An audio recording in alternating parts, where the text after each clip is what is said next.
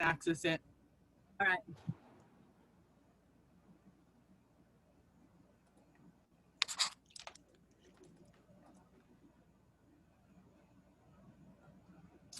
Okay, good morning, everyone. Thank you so much for getting up so early in the morning to hang out with us.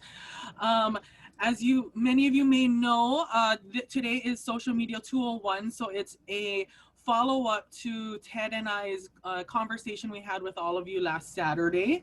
And today, really what we wanted to do is kind of expand on some of the simple strategies that were set forth for you guys last week, and then really hone in on some easy actionable steps to improve your social media. I really wanted to make today really simple. So actually the content is going to be quite short. I'm going to try to keep it within 15 to 20 minutes. But really what I want to go into after that is more of a Q&A. So I know lots of you guys are either your public image chair, presidents, or somewhere on the board for your clubs. So really I want to dive into some questions to see if you guys are having specific issues or specific challenges that we can kind of address and walk through together as a team on this call. I always believe that the best way to really get better results is really working as a team and learning from each other. So I don't really want to talk to you guys all day. So why don't we jump in? So just a little about myself. If some of you don't know who I am, I'm Randy Soriano. I'm the past president of the Rotary E Club of Hawaii and the current public image chair. I'm the marketing manager at Title Guarantee, and I have my own marketing business. I'm also the marketing chair on a few boards like Hawaii Food Bank, LGBT Legacy Foundation, and the Gift Foundation. So today's agenda, as I said, today we're going to review, we're going to kind of do a brief review of last week's agenda that we went over. So just to kind of get some of you caught up. Also, what I wanted to share with you guys is I'm going to put a link into the chat halfway through the presentation, and it's more of a resource guide for all of you guys. I felt like taking notes during a class sometimes can be a little difficult. So I created a resource guide that you guys can take back to your guys' clubs. That'll be really helpful, and you can obviously use it in your personal or business life as well. Then we're gonna go over 4 actionable steps to improve your club's social media. And then again, we'll go into Q&A. So let's get started. So review of the 101 class. So last week, we kind of went over how to create and set up your Facebook and IG business accounts. But really, what we wanted to expand on today is more tactical. I'm going to go ahead and share the link in the chat with you guys shortly. In that link, what's going to be included in that resource guide are how-to videos on YouTube to set up your Facebook and IG business accounts. Also, I'll have videos in there for you guys that will show you how to post content, show you how to post videos and the different ways to manage your account. That way, at least you guys have a place to go to kind of view videos later, because I know a lot of times when we have these classes, you take away only tidbits, but I really wanted you guys to have something that you can continue to look back on in the future. Also in the resource guide, it's going to include some links to some phone apps to create content. I'm sure that's something that some of you guys have questions about as well, is how do I make collages? How do I edit pictures and videos? So I'll have some really cool links in there for you guys to use as well, to kind of get more familiar with what applications are out there and what's easiest and what people are using to create their content. Also in the resource guide that I'm going to send to you guys, there's going to be a sample content calendar. So we're going to kind of go over that. That's a portion of today's class, about creating a content calendar and a strategy. And then the last part that's going to be in your resource guide is a step-by-step guide to the hashtag strategy that I'm going to go over with you guys. And it'll really show you guys how easy it is to implement that to really kind of hack the IG algorithm. Okay. So the 4 actionable steps that I really wanted to go over today with all of you guys to take your social media for your club to the next level. And they're really easy 4 steps. Step 1, be consistent and create a schedule. Step 2 is content and really focusing on content. So that's people, projects, and promotions. Step 3, be social. And step 4, use hashtags. So really what I kind of want to share with all of you guys for step 1 is being consistent and creating a schedule. Last week, Ted and I kind of went over like baseline strategy and talking about voice and talking about pictures, but really I think the first step even before that is creating a schedule. So I'm gonna do a new screen share for all of you real quick. Okay, so this is actually what's going to be included in your guys' resource guide. This will be a template that all of you guys can use in the future. And really what I would recommend for all clubs is really starting here once you create your social media accounts. And really the reason why I feel like a content calendar is super important is because one of the things people actually struggle with, and I feel like especially in Rotary, is that we're kind of haphazard about the content. So it's like, okay, well, when we have a project, we'll post. When we see something on social media that's interesting that one of our members or the district posts, we'll repost that. But really, the main key about being successful on social media is really being consistent. And the only way we can be consistent is making sure that we have a plan. So I've created this really easy Excel sheet for all of you guys. You can obviously go into this later and then copy and paste it and create one for your own club or for your business or for yourself. And then really what it has is day of the week, date, topic, caption, photo, and link, and you just fill this in with whatever content you're going to use. So I did a couple of examples. What our club likes to do, so I'm a part of the Rotary E Club, and if you go to our page, you'll notice that we typically have about 2 to 4 posts a week. But really you'll notice that there's kind of like a system to it. So you'll see like a meeting post once a week. You'll see a happy hour post once a week. You'll see a service project post once a week. And really by putting it here into your spreadsheet, you'll be able to kind of make sure that you're spreading it around. Because one of the traps of social media really is putting too much of the same content and not having variety, because people will get really tired of your content. So I think that's the real key importance of having this this schedule. And of course, again, this will be in your resource guide so that you guys can use that in the future.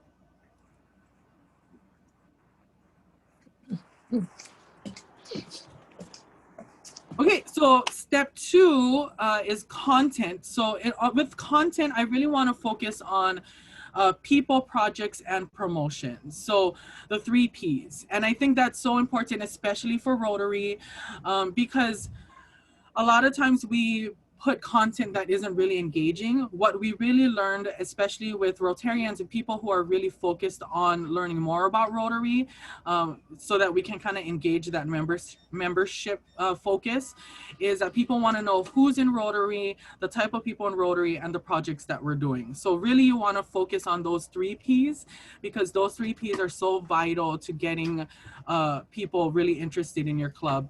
I'm gonna screen share something else with you guys again. So I think hopefully you guys find this interesting. Sometimes people don't, but I'm going to go ahead and show you guys our analytics. So this is the back end of our club's Facebook page, and it shows you the engagement and reach of our social media. So if you look at some of this content, you'll notice here that a lot of the content that doesn't do well for us is really the content that's text heavy and really not that interesting, or that kind of promotes our events. So like our meetings or happy hour. The things that do really well really tend to be like service projects. For example, this picture of us at Hawai'i Health and Harm Reduction did really well.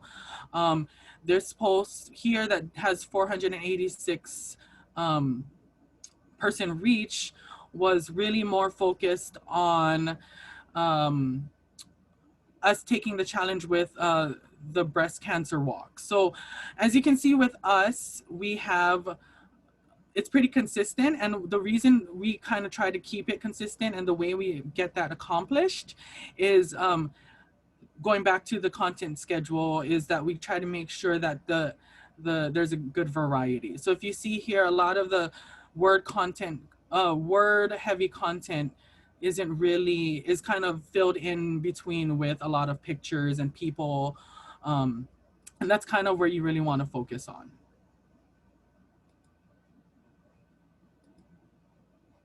Okay, step 3, that's super easy, is be social. So a lot of times, and I cannot stress this enough to you, is that with social media, you have to be social. A lot of times people feel like it's just another marketing tool and that you're just gonna post content out there. It's gonna be a one-way conversation and you're not gonna have to do anything after you post the content. Totally not true.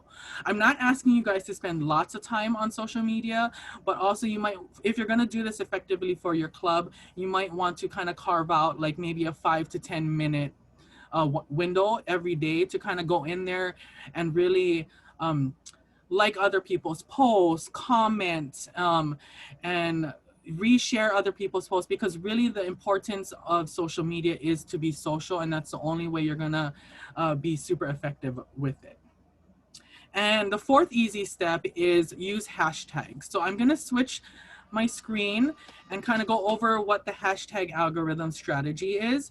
So last week, Ted and I kind of explained to all of you what hashtags are. But essentially when it first started with Twitter, it was more of like a way to kind of categorize things. And if any of you on this call aren't familiar with hashtags, it's the # that you see generally in social media posts.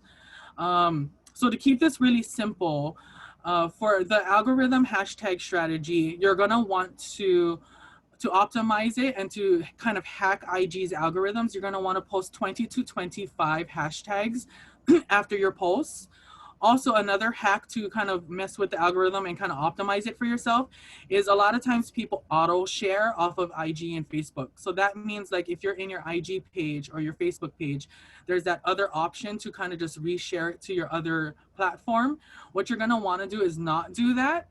And you're gonna wanna post it on individually, because since Facebook owns IG, what they do is when they auto-populate that to the other one, they're essentially combining your analytics. So they're only gonna show the reach for one segment of people. But if you do it separately, then IG and Facebook doesn't connect the posts together. So then it'll reach double, essentially. So those are kind of 2 hacks that I feel like are really important for you. Again, when you guys get your resource guide, it'll be in the resource guide for you so that you can be able to see this more in depth. Okay, so I'm gonna unshare my screen, and I kind of want all of us to kind of go over questions and really digest and kind of dive in, because I really want us to have an open conversation and kind of do a Q&A about questions you guys have about social media. And it can pertain to the 4 steps we just talked about or anything else that you guys have questions about. So I'll open it up. Feel free to unmute yourself if you guys want. Hey Randy, Ryan here. Have a Hey, question. Ryan. Hi, for the hashtags. In relations to Rotary related posts, have you found a handful of hashtags recently that have been more successful, or like, oh, you should always use these in Rotary related posts? Because I'm always looking around for different ones to use. Oh, yes. So, I mean, it's always completely trial and error. Mhm. So the thing that I kind of realized in terms of a hashtag strategy is that in those 20 to 25 hashtags, you really want to make a good combination of things that are, one, Rotary related to your club specifically. And then once you get those, because honestly, with those 2 segments, you may not get as big of a reach as you want, then you're gonna wanna mix those in with more popular hashtags in Hawaii so that they kind of intermingle, right? So you're gonna, like, I'll show you example. Let me share my screen again real quick. So here is the resource guide for you guys that I'm gonna send over. And in the last section of the resource guide, there's the hashtag recommendations. So here is currently what our club uses as our hashtag strategy. As you can see, we have our unique hashtag, Rotary International, Rotary, which is a little more general than Rotary International, service above self. And then that's when we start going into the things that will kind of hack the algorithm and really get us more attention, which is like, luckily we live Hawaii, Honolulu, Waikiki, lifestyle, life, Hawaii life, Oahu life, life is good, give, so I think with each club, this is going to be something that you guys are going to have to really play with. I would recommend, maybe if you guys want, you can kind of start off with these. Oops. You guys can kind of start off with these and then kind of edit as you go and try to really play around with what works for you guys. As you can see, social media is totally trial and error. So I just recommend staying within those guidelines, so 20 to 25, and then making sure you have some bigger hashtags that will get more reach. Okay, any other questions? Randy, Arlene here. Hi. Hi, do you use the schedule feature on Facebook also? I do. So with some of the more pre-planned things, like our meetings, happy hours are one of the things that we know for a fact that it's going to happen every Thursday. So I just pre-schedule those ones. But anything else like reshares or community service projects, unfortunately, since we can't get the content until the day of, we have to really do that day of. A really good hack, I don't know if some of you are doing social media entirely by yourself for the club, but what we do at our club is we have multiple people that are kind of content generators. So luckily for me, I have Susan on this call. Susan actually is one of the other content producers in our club.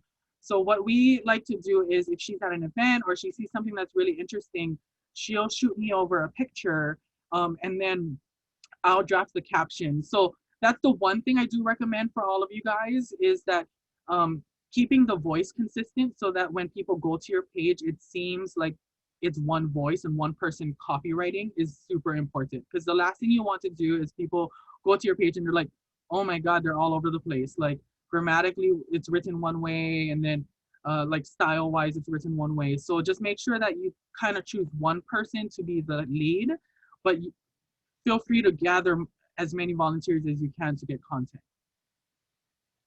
Susan, go ahead. I was just going to say, we have the best social media person for our club. Lucky us.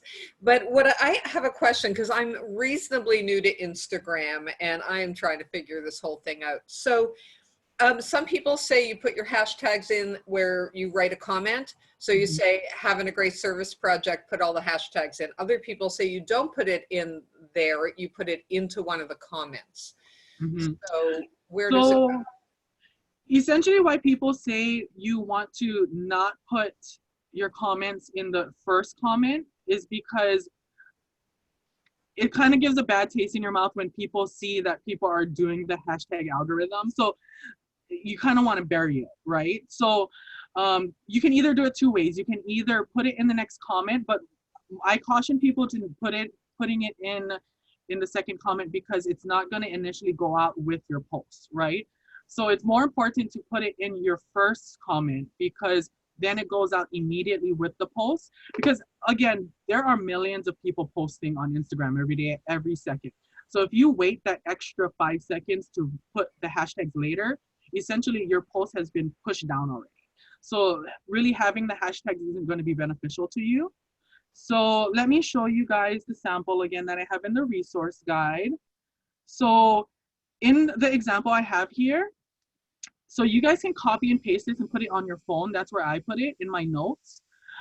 So essentially what you're going to want to do is copy this entire thing with the periods. So essentially all these dots is a period with and I tab down. So what this does is it'll push all of your comments to the bottom of your screen so that when people see your post, they don't see the hashtags initially. So let me go to our page so you guys can kind of see example of that. So if you go to one of our posts, you'll see here that when people initially see this on their phones, they won't see this, because on your screen, it'll only show the picture and then partially whatever's in your comment. These dots essentially push these down so people don't see it. So that's kind of like a hack for you to be able to keep it in your first comment without people seeing that you're putting hashtags in your comments. That's brilliant. Thank you. Of course. Any other questions? Yes, Randy. So like when you do that, is it imperative that you put the dot, or can you just push it down? Does that make a difference? So with Instagram, and I don't know if you guys have ever tried it before, but Instagram doesn't allow you to like return. So even if you push down on your phone and it looks like there's spaces, when you post it, the spaces disappear. So that's why it's really important to put the periods with the tab. Yeah. Hey, Donna. Hi. So I find that I kind of hesitate about when it's appropriate to sort of make, I don't know, kind of like a statement like right now, like wearing masks, although then there's people that are anti-maskers, or I saw you did a 9/11. There are some people that have, you know, I kind of find like not really sure how politically correct, because I'm representing Rotary, you know, and we're supposed to be kind of you know. Yeah, I think the main concern really with that is you have to figure out, and this is just our stance, and of course this is different per club, but with our club, we try to stay non-political, but we also try to send out information that we feel like is relevant. So with us, we are constantly posting stuff about masks or like holidays with 9/11, because we just feel like it's relevant, and it's kind of that 80-20 rule, right? Like you're never gonna 100% appease everyone. So you should appease the majority. And I feel like the majority of people would appreciate like a 9/11 post. Majority of people would appreciate a mask post. So in terms of crisis communication, we have actually our club has a very good example of this in regards to masks. So about when the crisis first started, like in March, April, we actually did a community service project that we do regularly at Hawaii Health and Harm Reduction. And I don't know if you guys are familiar with it, but we work with them and we do the food drives like about every other week. And we work with Hawaii Food Bank and Triple HRC to distribute food. In the post, and we partner with a lot of people, organizations. One of the organizations that we partnered with posted a photo of their volunteers without masks on. I mean, there's two of them, and they took a picture and they took their masks off so they could smile. So essentially what we did is we reposted it. And the uproar in the comments about us posting a photo of people without masks was insane. Like, it was ridiculous. So we obviously went into like PR control and we're like, okay, well, how are we gonna handle this? Da, da, da, da.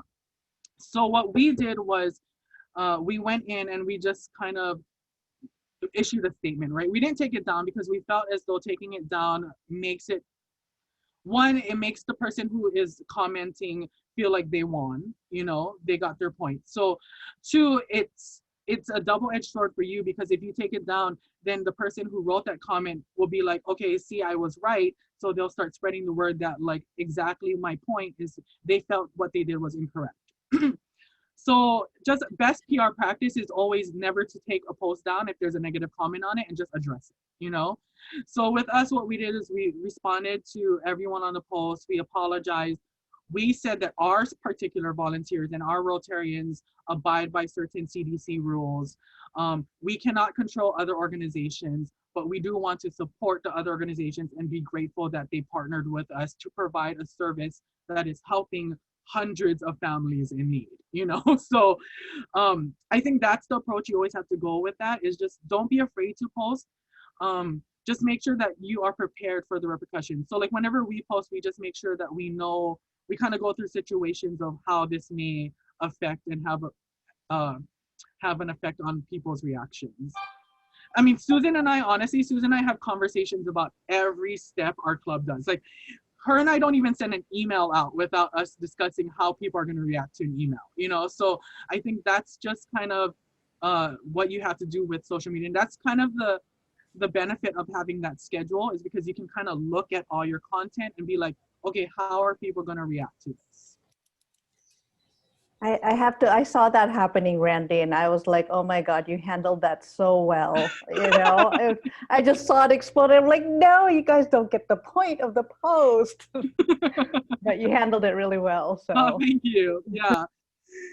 I mean, it's hard because, again, social media is like an open book for everyone to see, right? So you have to just realize that whatever you put out there is going to be there forever. Even if you take it down, honestly, good example with what happened with Chris Evans the other day. He took it down in literally 30 seconds, but people had enough time to screenshot it and put it all over Twitter.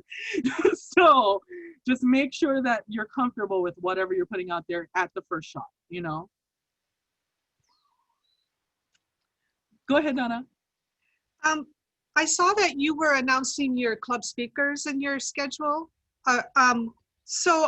That's something that I've been kind of wondering about too. So are you announcing speakers, and then if somebody wants to join, like how do they get a link? And then do you just kind of like when we have regular in-person meetings, of course, people are always welcome, but like how are people handling that with our Zoom meetings? Do you just sort of let whenever, because, you know, do you just let any Tom, Dick, or Harry join in when you see a name in the waiting room, or how are you doing that?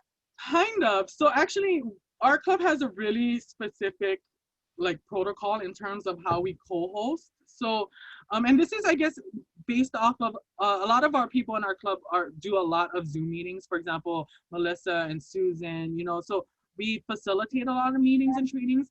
One of the things that we found super helpful is having multiple co-hosts, because obviously when you are beyond 20 attendees, it's going to be hard for one person to really manage the room. But of course, we want this to be a membership opportunity. So we don't want to close off our meetings. We want it to be open to the public. So having that co-host is so important, because literally it's like the police, like with our club. Like if someone says something negative, you get muted. If you are a repeat offender, we're just going to remove you. So, and I think that's really the key, is making sure that you have people who are super attentive as co-hosts. The basic plan allows one co-host. If you guys upgrade your plan, it'll obviously allow you more co-hosts. And Susan, I don't know if you want to chime in on that. I mean, you have amazing experience with facilitating, so. Yeah, I love having a co-host. Melissa, when we do work, she's almost always my co-host. What you need is someone who's paying attention.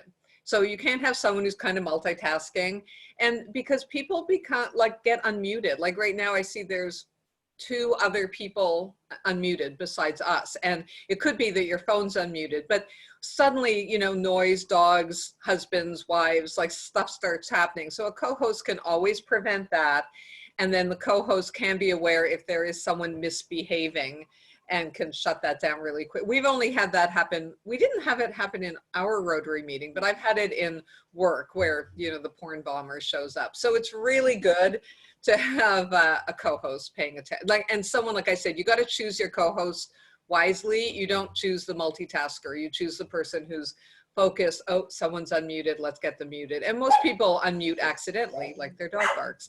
So yeah, good thing to have. Then how do you get that link to people who are not a member of your club but might want to join because the speaker looks interesting?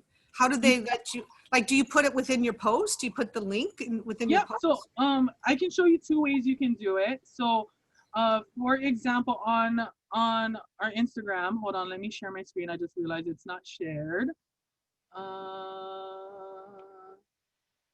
Quicker, Randy, quicker, where is it? Okay.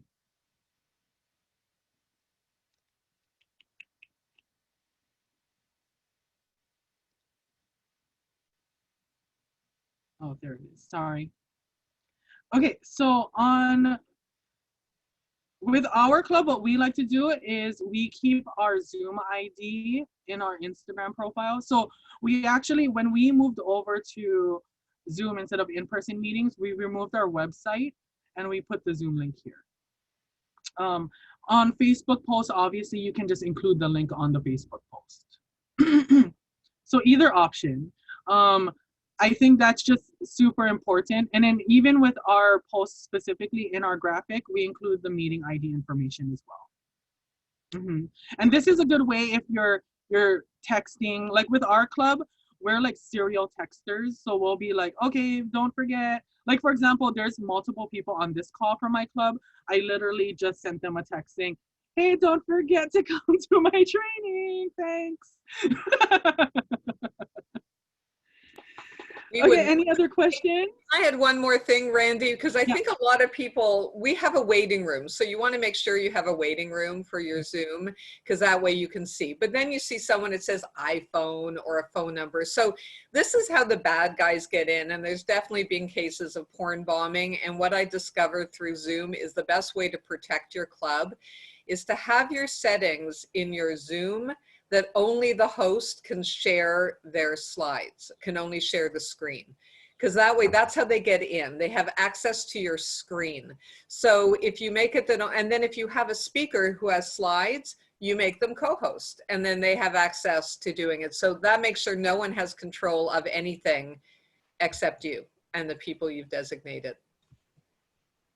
Then you're less afraid of who you're letting in, because I know a lot of us are afraid to just put links out there because who knows who will show up.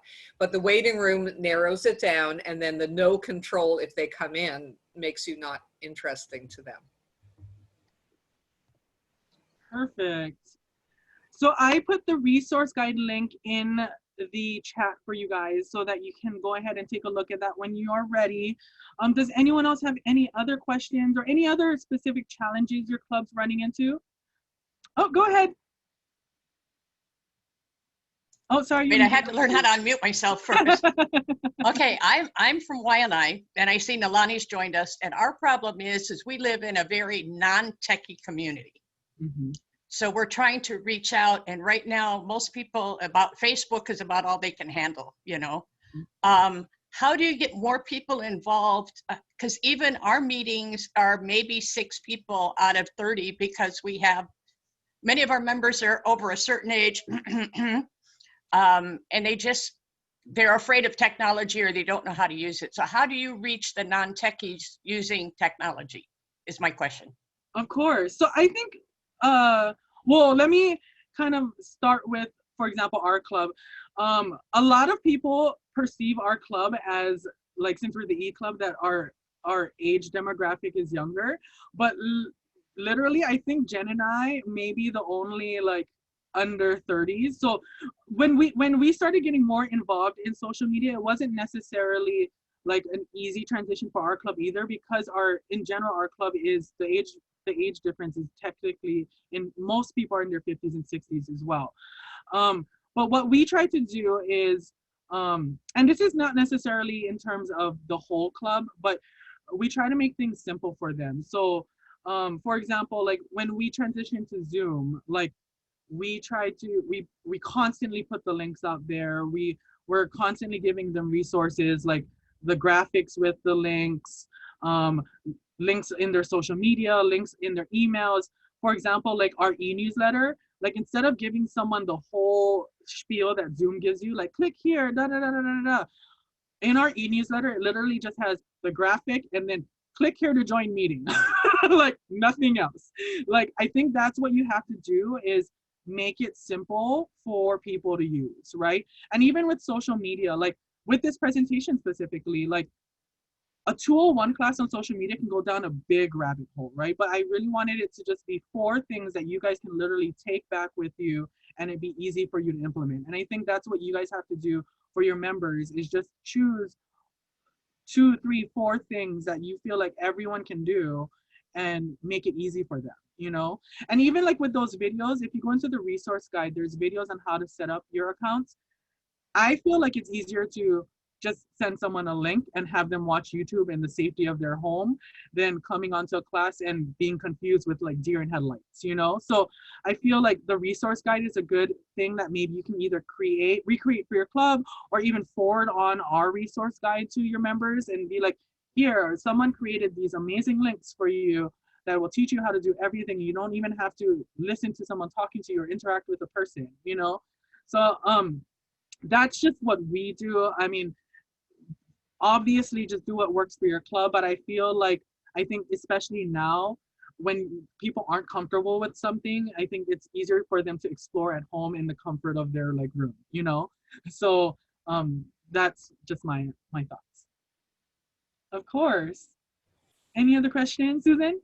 I would like to ask if while we're here, before we wrap it up, I know Donna had another question. May we take a photo, because we like social media and we would like to brag about our amazing guru instructor today. So if everyone has a camera that they can unmute and you have clothes on and you can, Lonnie, nice to see you.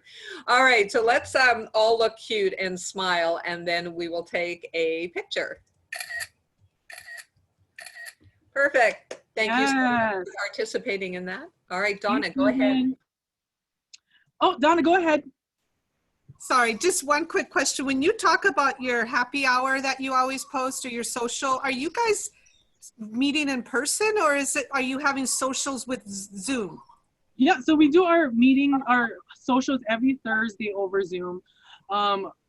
Susan actually implemented this amazing program that we started during her year. Is each member, we all kind of alternate on creating activities for these happy hours. So for example, like Jen, in her week, she did taboo. She led a game of taboo. In my week and Hawai'i's week, my other half, we did like 3 truths and a lie. We've had honey tastings where we distributed honey to all of our members, and they got to go on a virtual beekeeping tour, and then they got to taste the honeys that were given to them. So honestly, you just have to get super creative. Like there's like workarounds. Obviously, it's a lot more work to do it virtually, but our club really found the value in happy hours. That's actually one of the reasons why our club, I feel like, grew so much in the past 2 years, is because of that social aspect. Can I add something about that? The happy hours. So they're really valuable because some people are lonely. Some people are over Zoomed right now, but other people are lonely and at home.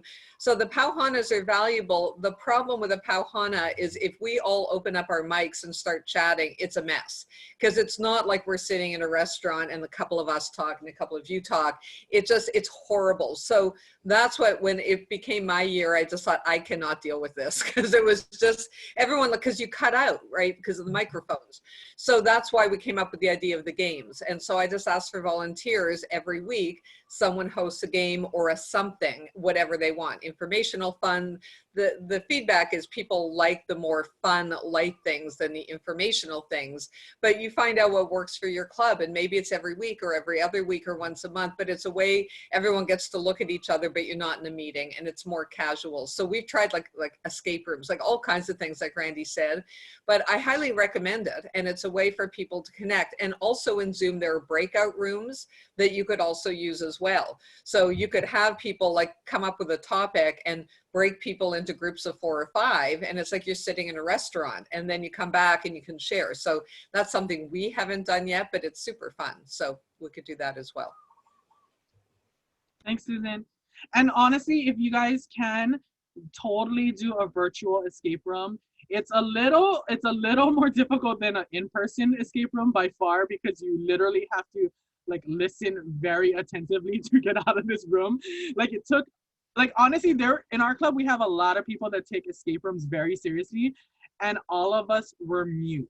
Like me and Jen and Hawai'i literally go to escape rooms religiously, and I did not say a word through like 80% of that escape room because I was so confused. But it's so good. Like, because it's more like a storytelling, and you have to listen to cues and figure things out, but it's super fun. Any other questions? Randy. Yes. Arlene, Have you used like boosts or ads on Facebook or Instagram? I do. So with our club, um, we've run a couple of ads in the past. Specifically, when we were in that growing phase last year and the year before, we were trying to get more people to like our page. So we were running ads for that. And then when we have like special promotions, for example, um, with that breast cancer walk, we were really trying to, and I think your club's a part of it as well, right? So when we joined last minute, where I was just like, okay, we need to be in the top 3. So literally, I posted that post, and I was just like, I'm just gonna add extra of my own money to make sure that like at least 5,000 people see this, so that we caught up. But literally, it worked because I think in like 2 days, we raised like $600 and like climbed the leaderboard like immediately. So I mean, it's more visibility, I think, is the point. So I feel like don't use your social media ads and boosting until you have created a strong foundation.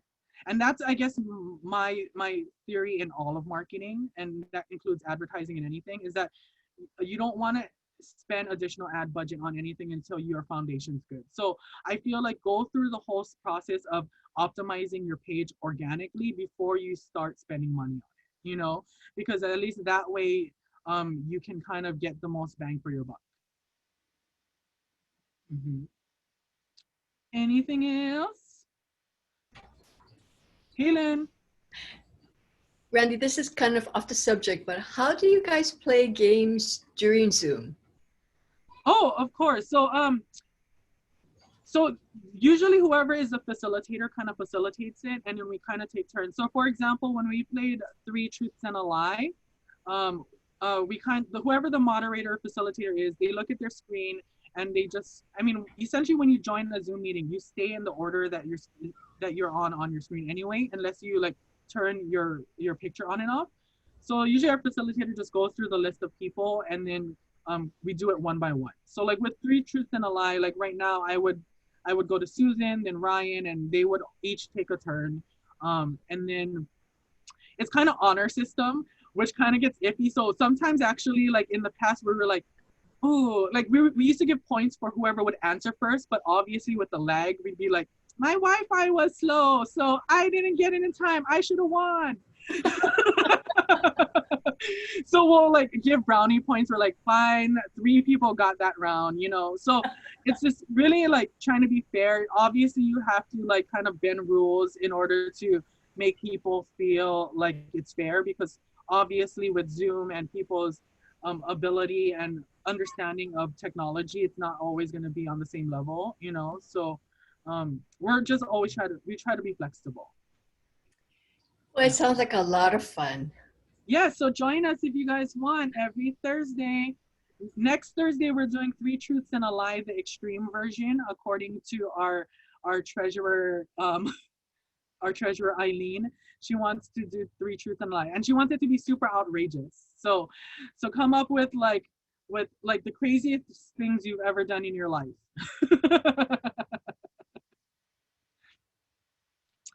Okay, anything else? We have about 15 minutes left.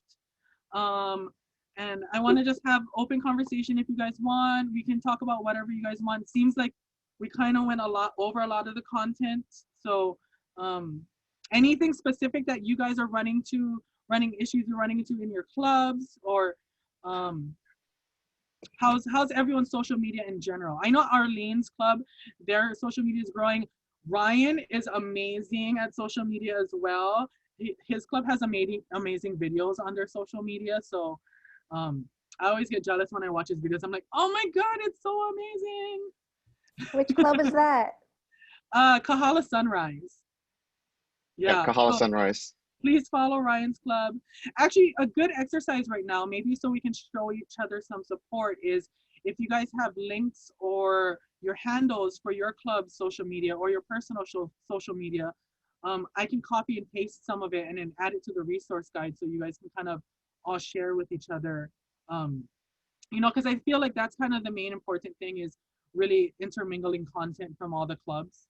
So if you guys want, please share your club's information in the chat, and then I'll get a copy of that to all of you guys as well.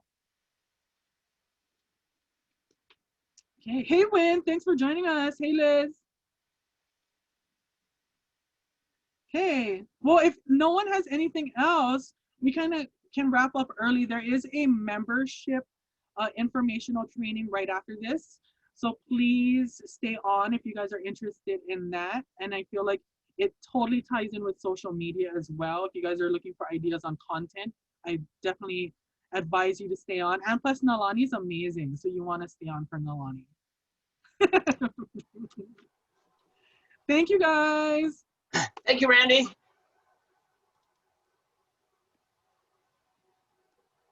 Thank you, Andy.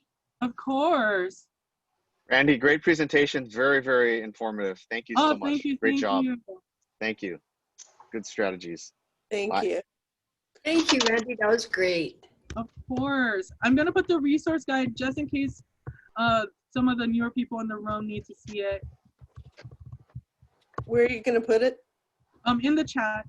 Okay.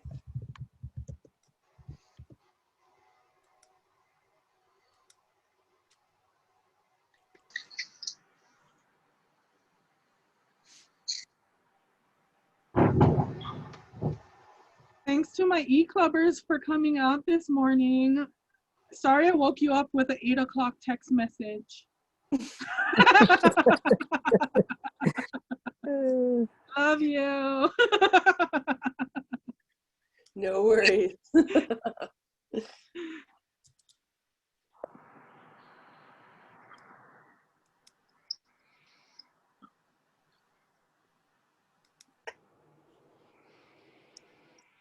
Did a great job, Randy. Oh, thank you. Thank you. Hi, Nan. Hi, how are you? Haven't Hi. seen you for a while. I know you're looking well. Thank you. Trying to reduce, downsize not only the house but the body. Oh, I got that. Hi, Raj, looking good. Hi, Nalani. Hi, Lynn. How are you? Good. Glad to see you guys all on board. It's Nice to see you. awesome. Thank you. I like that boat behind, the canoe behind of you in your picture, your background. Thank you. Thank you. Roz, are you wearing your usual heels even though you're at home?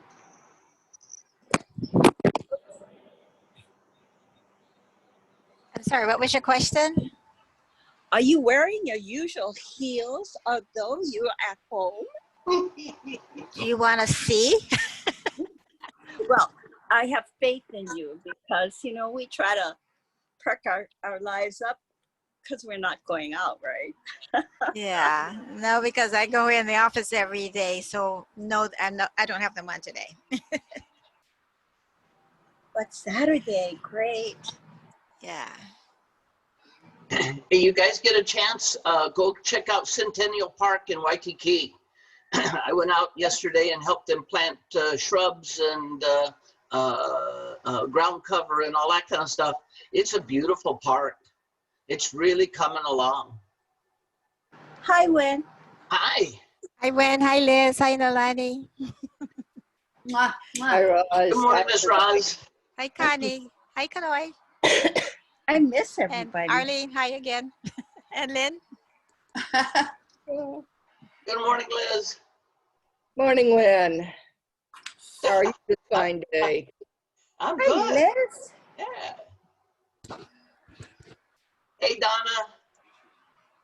Hey guys, how do you print what's in the chat room? Probably just print screen to your computer and then print it from there. I don't know. Isn't there? Actually, what you can do is just to highlight it all, right-click copy. Oh, yeah, that works. Thanks, Well, Roz. I was thinking that in our session that's coming up, people, because there's so much that we're covering and there's a timeline that may not be able to get to the questions, but I don't want to forget them.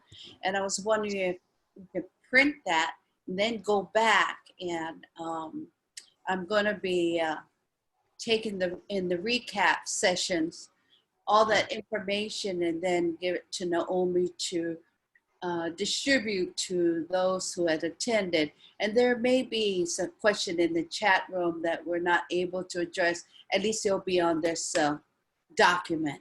That's why. I'll do it for you, Nalani. Oh, thank And I'll send it to you. Oh, thank you. So you know, if you click on the box that says chat on the bottom, Yeah. and then when you go there it says pop out. Let me look. Chat. Yeah, so you click on chat, and then there's a thing on the bottom that says pop out, and that takes it to full screen. Oh, I don't have that. I'll do it for you, Nalani. Thank you. You seem like you're going to be a bit challenged.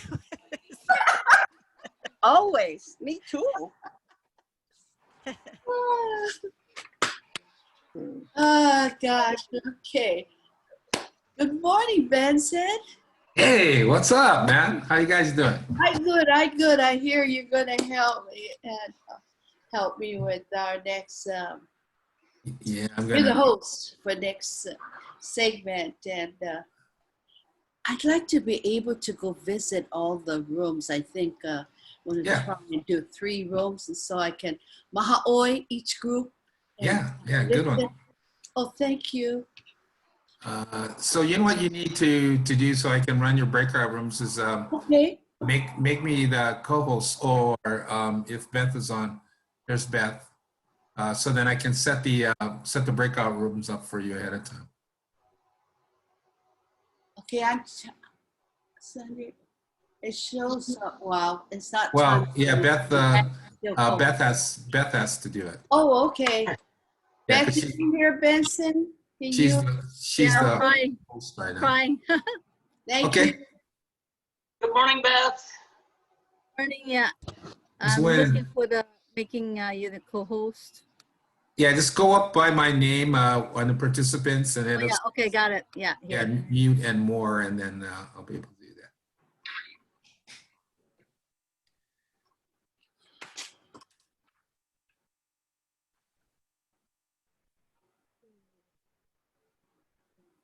Hey, Benson, since I stepped away as I heard Nalani asking about being able to go to other rooms, may I and all of the other presenters also be able to move from room to room during the breakouts?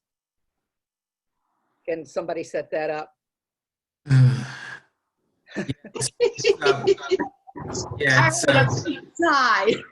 Yeah, technically it's a challenge because how breakout rooms work, it's like a shuttle, right? So it's like you get on, and then I'm driving the shuttle, and then I put you in the other room. So so what you can do then, if you want to move to another room, I actually have to like move you to the room. Like only the host can actually move you to a different room. If you want to move around, you know, have anything for me to pick up? Because I may go out. If you do, I'll go out. And if not, Whose phone isn't muted? well, let me know. Okay, give me a call. I'm at home right now. So Benson, you're now the host, and I have Randy still as a co-host. Okay. Randy, are you done already? Yeah. So Randy's done. Oh, okay. Well, cool. Well, I mean, I'm just the host. That's just like, you know, that's just the robot. I'm the robot. Only. Yeah, I'm not the guy that's actually running the meeting. So, you know, Nalani, I'll let you do it. I'm actually just here to help facilitate the breakout rooms and then add whatever I can. So, you know, I see your schedule, Nalani. So I guess you're gonna go with this schedule starting like right now, I guess, huh? Or does everybody, or Is it so planned yet? you guys need a little break before we start again? Well, you know, the topics that felt was important it was tough trying to get everything all within the time frame, and I felt like I was trying to put 10 pounds in a 5-pound bag, but if you understand what I'm saying, you know, and hopefully, you know, it's not too hammerjack for everybody, but the idea was, you know, overview of things and then being able to cover it more in the break rooms. Okay. Good. I see my first presenter is there. Good morning, Wendy. Good morning. How's everyone? Aloha from Maui. Yep. Good to see you. Okay, I'm in. I'm using my iPad. Does everybody see me? Yeah. Up Okay, close good. and personal. Yeah. Okay. Very cool.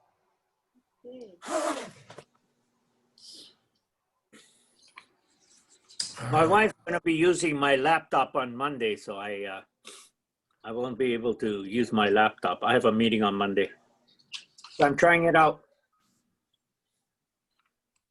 Can you see? It looks good. Okay. Can I do one thing real quick, Nalani?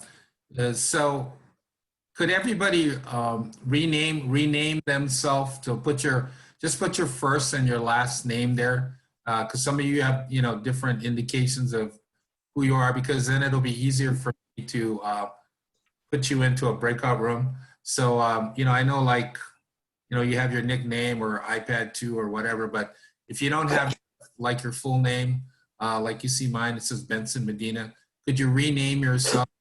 And how you do that is that you take your cursor and you go up to the right-hand corner and there's 3 dots. And if you click on those 3 dots, one of the things that'll be down, the third thing down will be rename.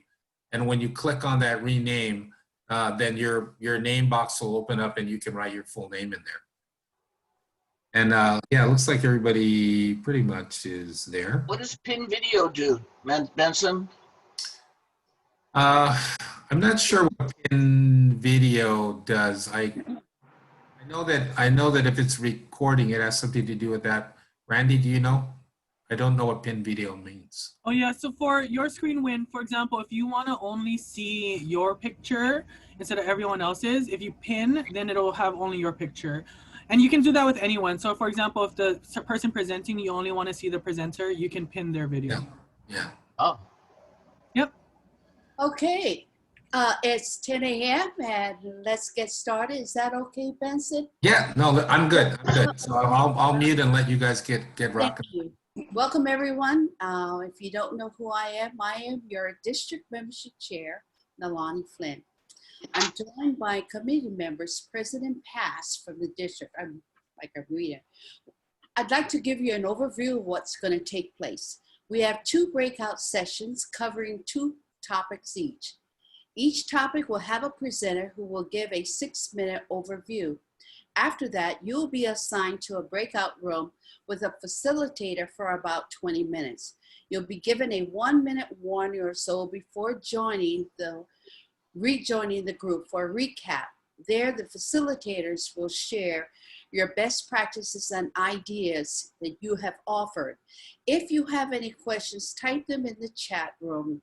Because of time constraints, we may or may not be able to address them, but we will add them to the best practices shared in the recap period and give them to DG Naomi for distribution to all of you. Then we will repeat the same format for 2 additional topics and so on. So my first presenter, who already said good morning, is our past assistant governor and president of the Rotary Club of Upcountry, Maui, Wendy Hornak, who will be covering recruitment. Her topic, attracting new members during this COVID period. Thank you, Wendy. You're on. Sorry, I didn't realize that was my intro. Thank you all for being here. One of the things that I found during this time is I'm hearing a lot of the clubs that I talk to complain that it's hard to find members. It's hard to get people to come to Zoom meetings. It's hard to engage them and get them involved. And so they feel like, one, they can't get their own members to come. So how are they going to get new members to come? So one of the things I've been working on is trying to not look at the negativity of the COVID situation, because of course we can all dwell on that, but taking it and looking at the opportunities and the positivity. Right now, there are many people that want to help and they want to do things, but they don't know where to go. They don't know how to do things, and they're not sure, you know, what is out there and what's available and what they can do. So what I've been trying to do is find community projects locally around my club, working with people who are already involved in those projects, and then inviting them to our meetings as well. And if we can do the project with them, then of course we will. And then when they end up joining, they kind of head up that project and we can help support them. So one of the thought processes I had was, you know, obviously members help us grow and help us do what we need to do, but it's overwhelming at times if you think, oh, I have to get 10 or 15 members into my club, because it sounds like a lot. So I break it down to 2 to 3 members a month. When I look at it as 2 to 3 members a month, it doesn't feel as overwhelming. And by the time I get to the 3rd or 4th month, I'm not the only one bringing in people anymore. I was very fortunate. Last month we had 2 new members. Both of them had been people we talked to before the whole Zoom and COVID, and then we brought them back in. I engaged one with the service project, Giggle Hill, which is by her house, and she wanted to do that, and that's one of the main reasons why she joined. And so that was exciting to be able to bring them in. I got 2 new members that just put in applications today, actually. One of them is a close friend of mine who's wanted to come and has tried to visit a few times, but because of the time and the location, she couldn't make it because she works. But now with the Zoom meetings and us being able to provide other ways for her to attend, she wants to be able to be a part of it finally. And then the other member is one of our members' wives. She's been watching her husband on these Zoom meetings and seeing everything he's doing, and she wants to get involved. And she's excited. She's like, oh, I can do this for the club, and I can do that, because she's hearing him talking and she's hearing what he's saying. So what I'm looking at is opportunity. I'm looking at people who I've invited before that couldn't make it for some reason physically. Okay, I'm looking for people that want to do stuff around the community and maybe already are, and how can we partner with them and work with them and bring them into our club. And then I'm also, you know, just asking our members to look around at the people they already talked to. Like the 2 new members that we just brought in are already inviting people, you know, and that's what you want, because they're excited, they're happy right now, and you want to keep that momentum going. So what I found works the best is showing them the positive. And if it's business, then we help them on the business angle, and we do workshops, and we help do some type of business networking to help promote their business. We do a vocational minute in our club meetings, so they get a chance to talk about what they do. We get everyone's bios together so everyone knows what each other's doing. So we try to find which way can be the positive impact for them. If they need support in the community, we try to find out what projects they're working on and work with them in that. And then again, just remembering to talk to the people around you, like your partners, your friends, and the people that are, what are you doing today? Oh, I'm going to do this Rotary thing. What's that? Well, why don't you come? Or let me tell you about it. And that's the other thing, is finding other ways to do social distancing projects, like a highway cleanup or something where you can keep the distance but still get the people together so they still have that fellowship. And the last thing I'm going to say is it's probably, I know I'm in the recruitment part, but part of the recruitment part is you work so hard, you get someone excited, you get them to the meeting, but then you don't get them to fill out an application, and you don't follow up with them, and you don't make sure that part gets done, and then you don't see them anymore. So it's really, really, really important to do the follow-up. It's super important to stay on top of the people, especially right now, since we're not physically meeting. You can't just run up to somebody and grab paperwork. It takes a little bit more effort for them to either email it or send it to you, or you physically meeting them or whichever. But that follow-up, like the 2 new members that I'm getting this month have both told me they both wanted to join. They both mentioned it, but they hadn't turned in their applications. And if I just wait and wait and wait, they may change their mind or not join or never turn them in. You don't want to badger them, but you just want to remind them that this is part of the process, you know, for them to enjoy these benefits and be a part of your club and this wonderful organization. This is just the part of the process so we can move forward. But that I have found that is super important because you spend so much time in the recruitment phase of getting people there that we forget to remind them that it is an organization, they do need to join, and there are certain, you know, things that we can help them with. So, Wendy, you did such a great job. There's a couple more minutes that is. Oh, okay. Whew, Yeah, I'll try not to talk too much. yeah, that's okay. I show you up to 10, 11, but I have a question on your process. How long do you take to do the process of bringing them in as a member from the time that you initiate, you know, that they look like they're very interested and give them the application? In our club, they're supposed to attend at least 3 meetings or social events or something where they've had an opportunity to engage with the other members in the club. And then after that, they submit their application, and within a week, we get back to them. And during that week, we put it out to the members of the club to see if anybody knows of them, have any recommendations, has anything to say, anything like that. And then we'll get back to them and usually try to induct them within a week or 2 after that. So it turns into like a month process, but they can always put the application in like after their 2nd or 3rd meeting if they're super interested. We've had a few people that wanted to join sooner, so they've done that. But the nice thing about the process is it gives them a chance to, one, see different types of meetings that you're doing. So sometimes you're doing a club assembly, sometimes you're doing a speaker, you know, different things like that. So it gets them engaged that way. And also it gives them an opportunity to know the members of the club and see if it is a club that they feel comfortable and want to work in. And then our members also can welcome them more because they're like, oh, I remember that person. They came to so-and-so, or I seen them at the tree thing, or, you know, things like that. So I feel like that has helped us keep members because there's some type of connection initially versus just bringing in people just to get the numbers. My goal is I look for people that have the heart for Rotary. If someone's already doing service or talking about service or having that type of service already in them, then Rotary is just a vessel. And I just want to let them know that it's out there. And when I find those people, those are the members I find stay. You know, those are the members I find want to do stuff. Like, for example, my foundation chair, he's new, and I was asking him maybe to be my PE, and he says, well, I really want to get involved in this. So I want to take 2 years to understand the foundation and really dedicate some time. He's been on the website. He's like asking if he can talk during meetings about, you know, every Rotarian every year and everything. And it's just amazing because you give them the tools and then you let them do what they're good at, and then they just kind of absorb it and they just want to do it for your club. So it makes them more engaged, and that's the critical part, is the engagement. Thank you so much. That's awesome. I'm sure when you get into your breakout room, then you can have more discussions about that with your facilitator.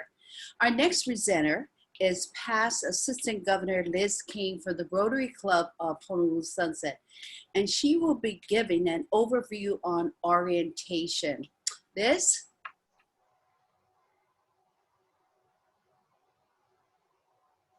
Unmute, Liz. Unmute.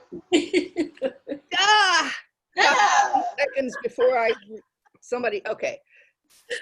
My philosophy about orientation for new members of Rotary is that the more somebody knows about Rotary, the more they're going to be engaged with Rotary, and the more likely they are to stay in Rotary. And in keeping with that, my belief is that orientation starts before somebody is a member. It's like what Wendy is saying. We want to encourage people to understand what Rotary is before they join.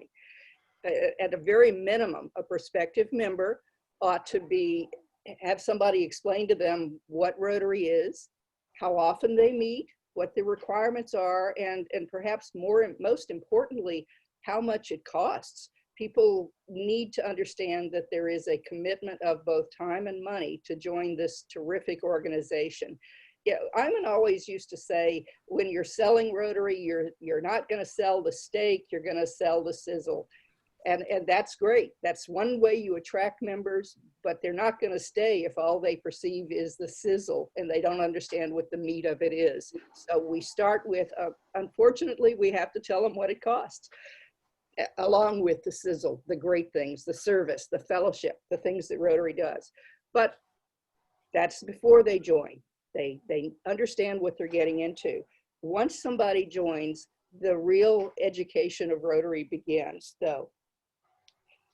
There are numerous tools available on the RI website. I think there are links probably still on the district website, and I can also share things if people need them later. But orienting people to Rotary, there are about 5 different things, I'm looking at my notes, that we use. The first is a new member kit that should be part of the packet when they're inducted. That'll include things like a copy of the 4-way test. Duh. If the pamphlet Rotary Basics is available to you, get that and give it to new members. That's also a good thing for prospective members.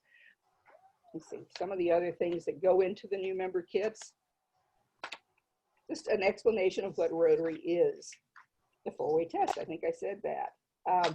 Then in addition to that, another important thing to do, or for clubs to consider doing, is to provide a mentor for each new member. Somebody who's not necessarily that person's sponsor, but who is a more experienced Rotarian who can teach them what it's about. Be their guide, be the person there to ask questions. I know in our club we have Rich Zigar, the foundation guy. He takes under his wing every new Rotarian and takes them to lunch to teach them about the Rotary Foundation.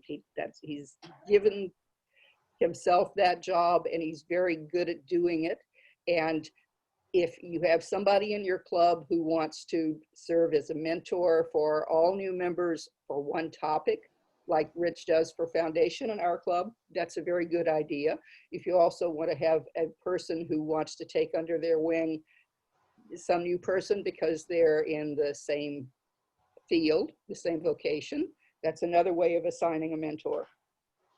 Another thing to do, number 3, is have a new member checklist of things that you want members to do to learn about Rotary. Have them attend a board meeting. Have them, if we're meeting in person, sit at different tables every week so they get to know more members. Have them serve as a greeter once. Have them serve to do the Pledge of Allegiance once. Have them serve to lead the 4-way test once. Assign them to do a Rotary moment. You can come up with your own list of things that you want people to do, but have a new member checklist of suggested activities for people to complete as part of their orientation or training. These can be self-directed activities. This is part and parcel of what a lot of clubs have as a red badge program. When somebody joins the club, typically or frequently, they get a different color badge, a red one, instead of a regular Rotary blue badge. And when they complete the checklist, there's another big ceremony that says, you've accomplished everything, now you get your permanent real Rotary badge instead of the little temporary one with your name just penciled in. And you can have another second induction ceremony as a way. First, when they come in and they get invited to say, yes, I'm happy to be a member, and then another one where they get their permanent badge. Another thing to have and to prepare would be a new member PowerPoint that you could show to new members, teaching them and giving them some of the information about Rotary. Things from the guiding principles, the 4-way test, the classification principle, the object of Rotary. Ooh, I got it. I have now 10 seconds left. Last thing. See, I had to set a timer for myself.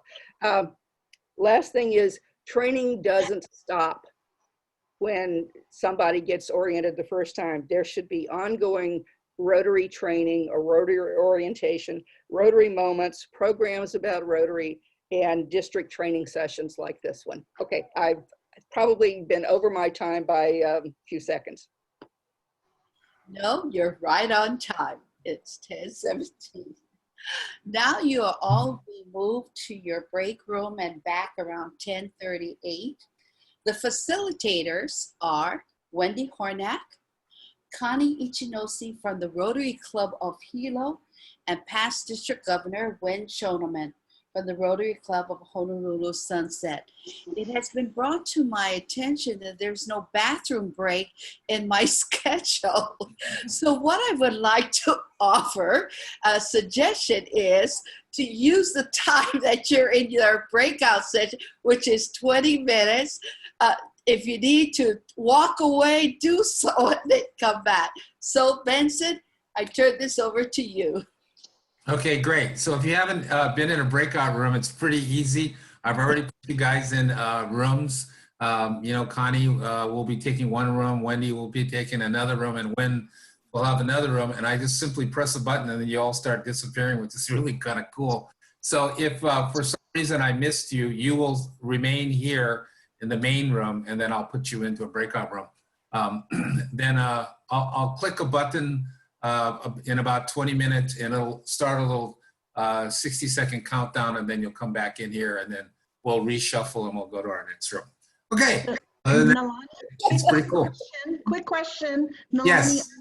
To go over the break room questions before we break out, or well, do we go off of what? all three facilitators will have the same questions. You can present, you can open it up to them in your group. You can start off as an example. You can start with what has kept you, that's engaged, sorry. Attracting, how has COVID-19 changed the way you envision? You can start with a question like that to everyone, and then they can just go ahead and get the ball rolling. Okay, so you kind of want us to go off the questions that you had given us. The only reason I did that is so that when you come back, everybody had the same question and everybody can hear what the responses were. And then this way we can gather all that and share everything to the group when it's over with the same question. But if they want to talk about something, you're the facilitator, that's your role. Okay, gang, here we go. Bye.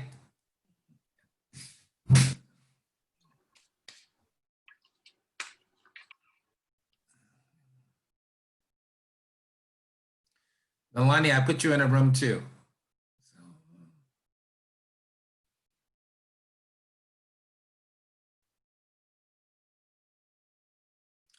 All righty. Sally, I see you're not in a, I had you assigned to a room, but for some reason you're not moving. Okay, so just hang on a second. You got to unmute yourself if you want me to hear you. Hang on. There you go. Okay, hang on. Here you go. Host is inviting you to join breakup room 2. Well, how do I get to 2?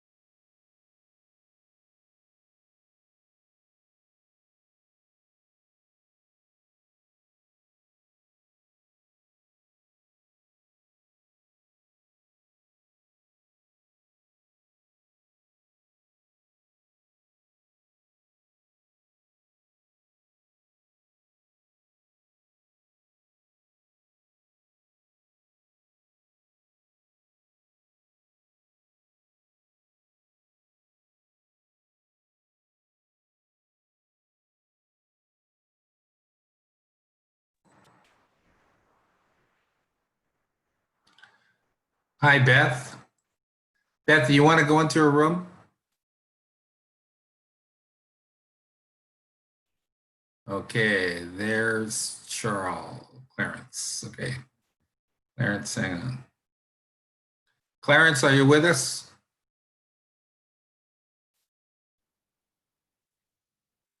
Benson, I just sent you a text. Okay. I have to step up and do some personal stuff. Yeah, no worries, no worries. I got Yeah, it. I just wanted to know if you wanted me to put you into a room. So Oh, that's, no, thank you. So you got control now? I can Yeah. leave? yeah, I got full control of it now. So Okay, good. Thank you. thank you, dear. Take care.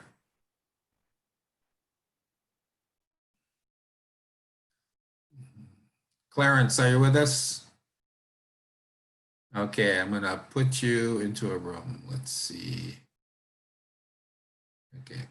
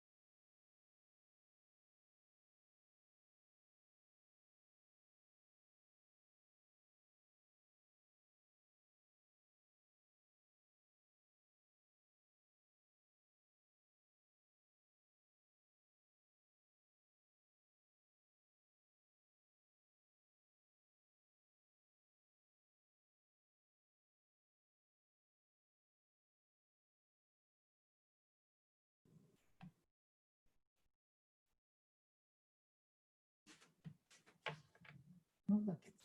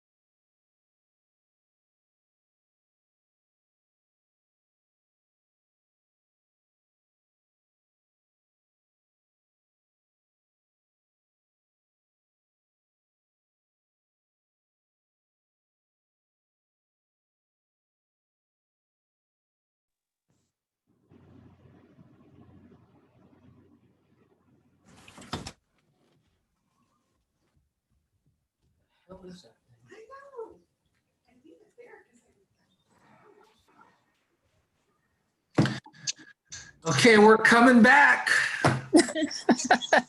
We're coming back. It's kind of cool, yeah. I mean, you know. Yeah. Oh, I can't hear anybody anymore. You're the man. You can do it anytime, Atlanta. So Liz, so where's Liz? So Liz and Nalani and Roz and some of you other guys. Sorry, I was moving you guys around just arbitrarily, so I hope you weren't like talking right in the middle of something, then all of a sudden you just disappear. So. Well, I was at a point where someone was speaking and I wanted to hear the rest of it, and all of a sudden, You're gone. I was transported to another room. I'm like, oh, shucks. I thought it was quite interesting, Benson. Great. That was fun. Thank you for doing that, because you got perspective of each of the Yeah, groups. yeah. So that was really those, interesting. I mean, yeah, those of you guys that are here, you know, some of you more experienced guys, I'm trying to move you around into the other room. So, so welcome Sandy, welcome Roz, welcome Naomi. So the other meeting must be over now, right? Lane's here. So good. yeah, so we started like at 9 o'clock, so we've been on this a while. So maybe you guys need a potty break right now. So if you need to, let's keep it going. And then Nalani, I just turn it back over to you. I'll set the next one up. Thank you. Hey, Nalani, Randy Soriano is going to report for our group. Oh, okay, that's fine. Okay, so I'll just start with Wendy. If you will share what your group had, and then we'll go to Connie, and then we'll go to Randy. Yes. Okay, so in my group, one of the things that people have had a challenge with is having being overwhelmed by so many Zoom meetings and having conflicts in times, because now that there's availability to schedule the meetings, people just schedule them throughout the day and just assume that you're sitting at home waiting to jump on a Zoom meeting. So with different people's work schedules and clubs and stuff, one of the things that were brought up is, and I think Naomi probably has one, but I could be wrong, is there a central list of all the club's meetings, so that if people wanted to maybe do a makeup or jump on another call or a club meeting, they'd be able to find that list someplace? Okay, so we have some of the Zoom meetings on the homepage if people send me that information, but everyone should be updating their information, their club information on Club Runner, and that would show the links and when they're meeting on Zoom. So Okay. if people can update, then it would be right on the district website. Okay, perfect.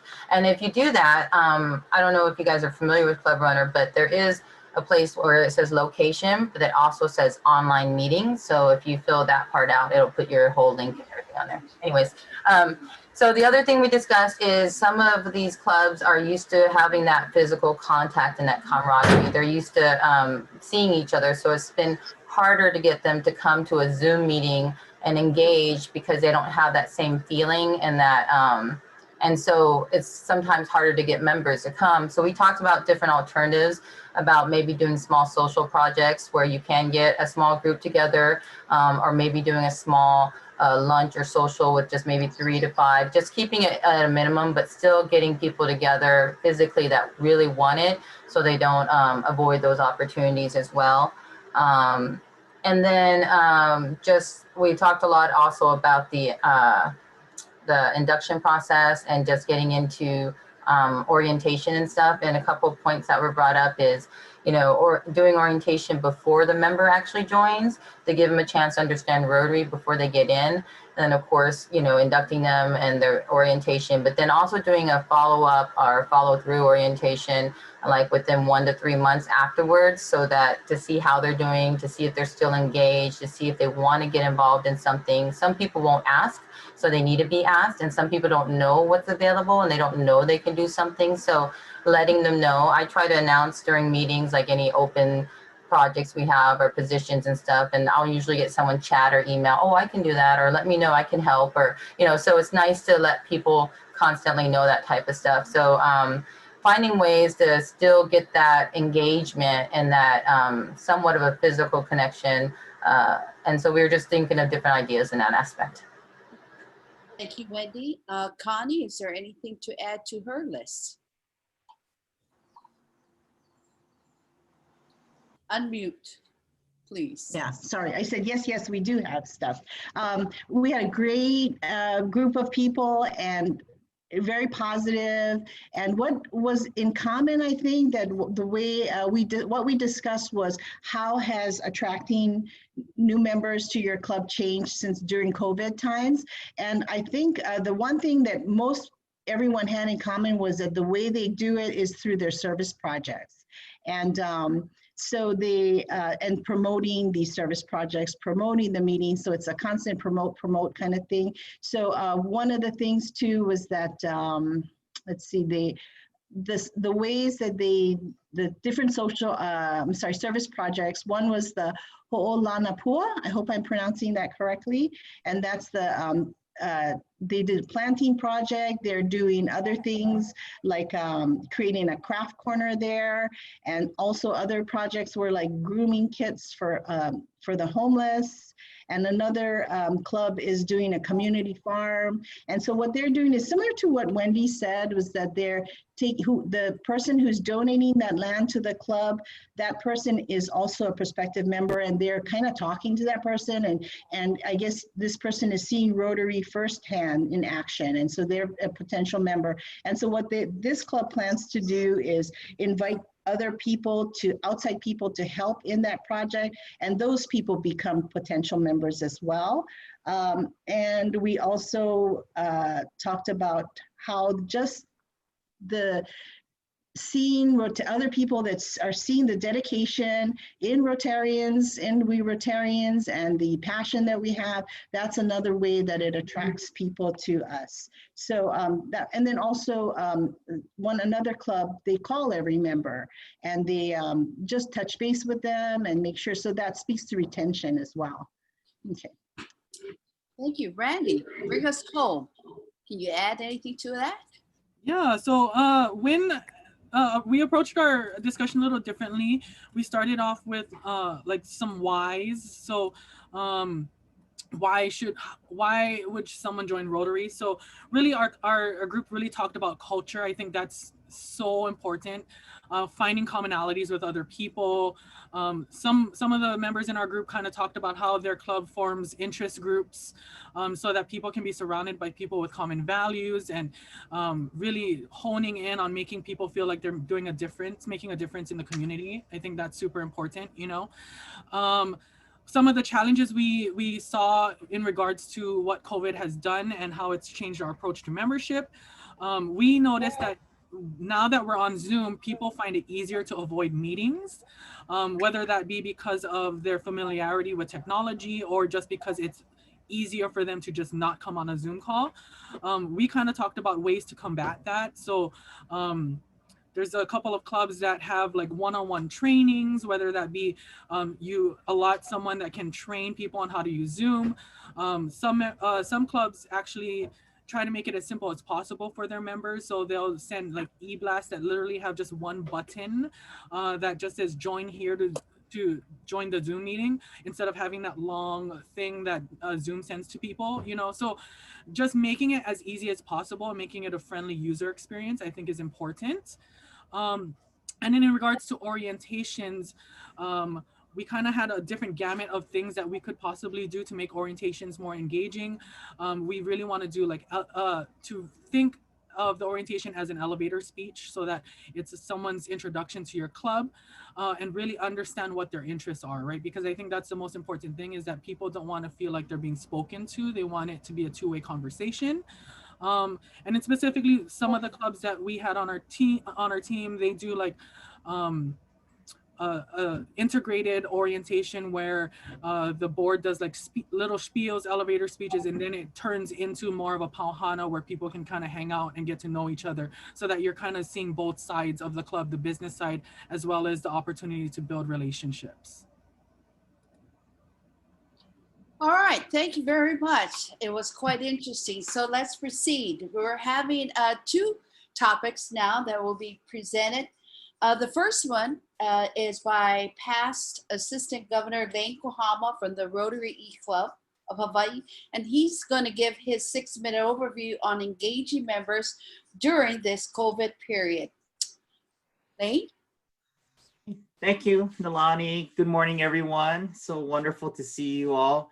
Haven't seen a bunch of you in such a long time. Miss you all, and hope everyone's doing so well out there. So thank you, Nalani.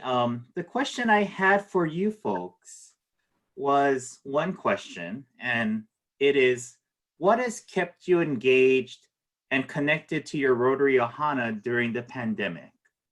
So again, what has kept you engaged and connected to your Rotary Ohana during the pandemic? And I want you to think about that, because I'm hoping in the breakout rooms, you guys can share your ideas and your thoughts to help everyone else. So let me tell you what we've been doing, and actually it's been fleshed out a lot by Randy. So great job, Randy. All your ideas are working out well. So one of the things we've been doing was a Pahana on Thursday. Every Thursday, we meet with Zoom and we have fun things to do. So we have a game called 3 Truths and a Lie, where you tell 3 truths and 1 lie. So we've been doing that. Someone put on a virtual scavenger hunt in the house that everyone had to get stuff in their house and run and show. So I was totally into that. And then someone also hired someone to do a virtual escape room. And I thought that was really fun. I never did an escape room physically. How many of you did an escape room before? Just curious, show of hands. Oh, cool. Wow. Wow, Naomi, look at you beating me to it. And then what about you guys? How many of you meet online? I'm guessing all of you. Yeah, okay. Just had to check. So we did a virtual escape room. We also had like a virtual bee tour. So Susan's doing a wonderful job as president, getting all those things together. And the other thing is the service projects in person. I think that has really kept our club really engaged. How many of you are still doing service projects? I'm just curious. Show of hands. Oh, good. Okay, I know it's challenging during the pandemic, but it definitely helps seeing other people in person. And then the other thing that's really helped our members, keeping them engaged, is we just asked them, well, how would you want to stay engaged with the club? Like, what is the value of the club for you? So they really did like the Pahana, because a lot of them said that they really missed the social interaction that us as human beings really love, just to see someone face to face. I know I miss going to sometimes a bar with my friends and just hanging out, having a beer and just talking stories. So just to have that was really precious, and it really meant a lot to a lot of the members. So anyway, that was my really short spiel. I just wanted you guys to think about what's keeping you engaged in Rotary, plus what do you feel has kept your other members engaged during the pandemic in Rotary. So Thank you, Lane. Thank Our you. next presenter is Connie Ichinosi from the Rotary Club of Hilo to speak on retention. Connie? Okay. Hi, everyone, again. And, retention is very close to engagement in a way.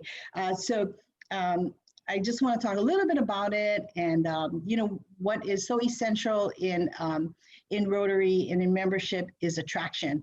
But that's only one part of it. The other part of it is the retention side of it. So I mean, can you imagine if you have as many members leaving the club as you have coming in? I mean, then our clubs would never grow, right? So you're going to hear that word a lot, engagement. And as far as best practices go, we always say, you need to engage your new member as soon as possible. And that being said, I'm really actually going to talk today more about how we can retain and engage some of our existing and longtime members. Because, during this time, as we're all talking about today, is that mostly all of us are meeting just virtually right now. And so that way we lose that one-on-one face-to-face contact. And that is actually what is so important to a lot of our long-term members, as you guys know. So one of the things that my club did was we started a care committee. And it's actually exactly what Sally had been talking about in our break room, is that the care committee initially, what they did was just call every single member in the club. And we have like 85 members, so that's, no small task. But, just to touch base, how are you? Hi, and then after a while I thought, okay, give it some direction, give it some focus. And so I started tracking everyone in the club's membership. Everyone's attendance. And that included, whatever meetings they went to, service projects, socials, and then I would track it. And every week the care committee would take that list and they would contact the ones that hadn't been engaged at all.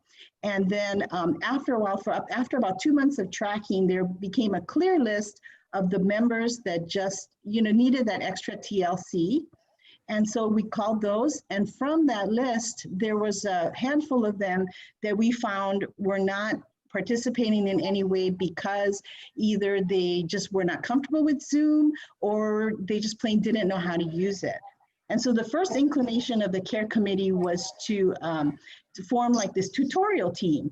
And then after a discussion and looking at that list, we thought that's not going to work because these guys are so not techie at all that if we teach them how to do it and they only get on once or twice a month, they're never going to be able to remember how to do it. So instead we thought, okay, what if we work on something that speaks more to what they can identify with, and that's a one-on-one connection. So we're in the planning stages right now, but what we're trying to do is pair up people and connect them with the ones that are just having a problem with Zoom, and actually go to their home, sit with them, visit for an hour, and watch, go and attend a Zoom meeting together. And so we're in the setup stages, like I said, right now, but we're trying to make sure we get the right pairs together. We're trying to contact those members and ask them if it's okay with them, how do they feel about it, if they're already set up with Wi-Fi. And, we've been getting a favorable response. So I'll keep you guys updated on that. Another thing we did was in the month of August, we had every week we conducted focus groups, and these focus groups were broken up by a number of years in Rotary. And all members were invited to attend any of the sessions, and in reality, actually several members did attend more than once. So what we did was just ask them, survey questions, discussion questions, and then from that came a lot of great ideas and suggestions. And this, someone else mentioned it before, is because what I felt was that, we have a great exit survey, but why are we giving this survey to people after they leave? Why don't we get some of these answers before they leave? And so that some of these questions came from our Rotary exit survey. And so because of that, after it was all said and done, we collected everything together and presented it to the board of directors. And actually the club since then has already taken steps to address some of these issues. And they've actually also taken some of the suggestions and have started to put those into action. So what came from that is I got a lot of emails from our members who emailed, just showing their appreciation to the leadership of the club for listening. And, I think it doesn't matter whether it's a organization, whether it's a club, whether it's it's your workplace, or even whether it's your family. People, they just want to feel like they're appreciated. They just want to feel like they're of value, and they want to feel like they've been listened to. And so these things all speak to retention. So, before I close, I just wanted to share a little bit of my Rotary story. When I first got started in Rotary, I was at the lowest point in my life because I was going through a divorce. My self-esteem was zero. And so I thought, okay, I'm going to push myself. I'm outside of my comfort zone, join this club, and I'm going to get involved. So I found a committee that I thought, I would do well in. I actually approached 3 different people on the committee 3 different times, and I got the same answer from everybody. They said, oh, we'll call you as soon as we have our next meeting. So, it's been 6 years, still waiting for that call. And of course, that's not okay. But, obviously, I've gotten over it since then. But at the time, in my self-pity, pity party state of mind I was in, all that was going through my head was, oh, you know, the club doesn't want me. I'm just not good enough. And that's what was going through my head. And I was this close to quitting when someone completely from another committee approached me. And as fate would have it, they asked me, would you like to join? Oh, there's my timer. Would you like to help us? And I said, yeah, sure. I jumped at it, you know, and I mean, you know, it's just something to think about because you just never know, right? You just never know when you reach out to somebody, just never know what that might do for your club. And more importantly, you just never know what that will do for the person that you're reaching out to. So I just want you to think about all that in retention, as far as retention goes. And I look forward to seeing you guys in the break room. Thank you, Connie.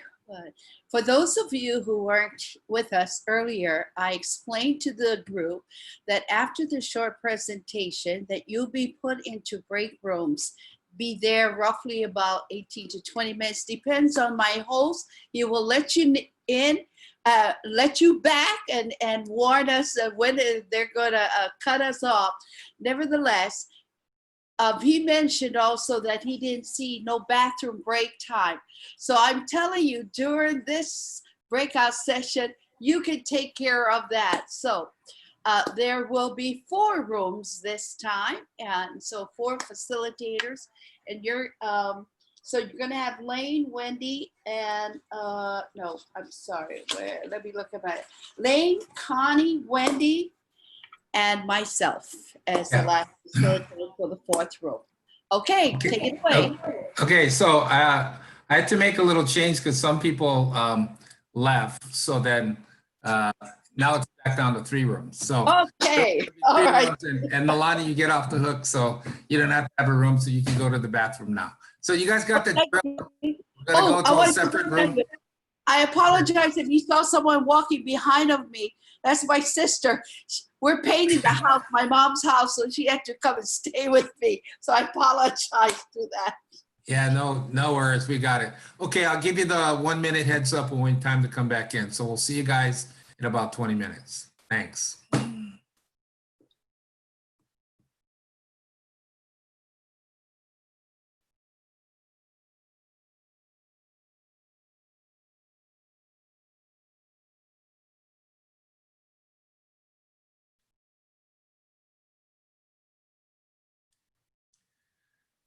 So do you want to be in a room? Wait, unmute yourself. I want to be in your room. Okay, so are you going to a room? No, I'm staying over here. So what I've been doing is that some people, you know, asked if they could be moved around, like Liz Kane. So I just been like moving people around into rooms. So hopefully, like right in the middle of it, they're not talking because they just disappear, right? And go into the room. Because we had like six. You got to do Alan. Alan needs to be assigned. Yeah, no, Alan's in the room. Which Alan? Kamemoto, because he's here on our screen. Oh, okay. Yeah, he's assigned. So let me move him too. Did he go yet? No, he's still there. So did he come on with a phone and a device, another device? He's on twice. Yeah, let me move him. So it should only be me, you, and Beth in the room. Right. Okay, so Alan, I sent him, but let's see. It shows that he's not joined. Sometimes when you do break rooms, they don't connect, right? Oh, he didn't join. He didn't click the join button. He didn't hit join? Because yeah, if you don't hit join, then you don't join. Yeah, he went to the bathroom. Okay. See, like you, it says not join because you didn't hit the join button. Right. Yeah. I still got the box here. Oh, there. He left. Yeah. Okay, he left, so it's good. So only should have me, you, and Beth in the room. Yep. Okay. So the meeting got over early then, right? Sound like, you guys went right on time? No, you're the Leadership Academy. Yeah, well, it's 9 to 10:30, right? So we just went a few minutes over. Everybody, if they wanted to jump on this one for membership, that they could. Yeah, well, I was surprised. Plenty of them came over. Yeah. Yeah, so like all of a sudden we had like 6 or 7 new people. As they were arriving, I was putting them in rooms, right? So like you ended up in a room, right? Right. Yeah. Okay. So how do you think it went on the leadership side? I had wished that we had more time. Well, I guess because Jarita talked a long time, and so did Laura and Dell. Yeah. So going through the PowerPoints, I did want to stop and let everybody talk to each other. So that facilitative learning, adult learning thing about how they talk. And so I wanted to talk about diversity, equity, and inclusion, and also about the 4 priorities, and let them come up with some perspective.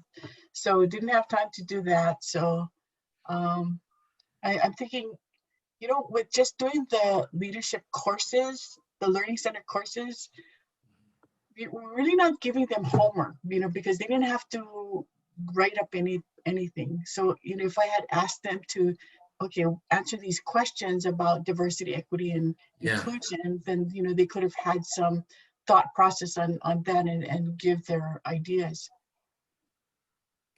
So how much homework do they have for leadership? So maybe I'll send it, I can include that, the questionnaire.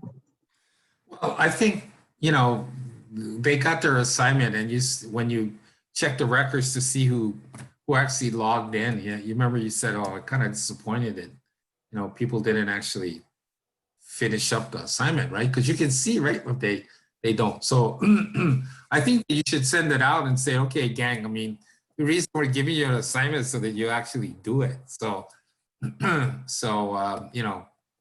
part of successful completion is that you do it, and then we can see it, right? So if you log in and how much time you put on that and whether you completed the course, we can actually see that. Maybe they don't know that, right? Maybe they don't know that you can actually tell if they do the course or not. So maybe that's something that you should mention, or Wendy should mention to them. Oh, we did twice. Okay, so you mentioned to them that you can actually see whether they do it or not, right? Yeah. And Conrad had a question about whether to send in the certificate or not, and so that's when I said no, not necessarily, because we have a report of who did it. Yeah. Okay. Well, don't you think that part of the successful completion is like you do all the assignments? So, I know that you're not getting a grade or anything, right? But it's basically a pass-fail, and we don't want anybody to fail. But if you're going to take all the time and then your club has to spend the money to send you, that you should at least do all the assignments. So do you want me to tell them that too? Yeah. Okay, gang. How's about the assignments? You don't want to just go through the motions, right? So. Yeah. It really shows though who is really dedicated to this process and not. So yeah. So just like that question about whether you need to have this certificate that you completed this to apply for district governor. No, because people go through this, they're still not going to ever be district governor, right? Right. But then there are people who do it on their own and know what's going on. Yeah. So I gotta remind Wendy that she needs to make sure she pronounces the names correctly, because Ted Fagel is not by. Yeah. Okay. Well, that's something that's easy. You only need to tell her that once, right? Yeah. Okay. All right. Well, that's fine. That's just rookie move, right? So.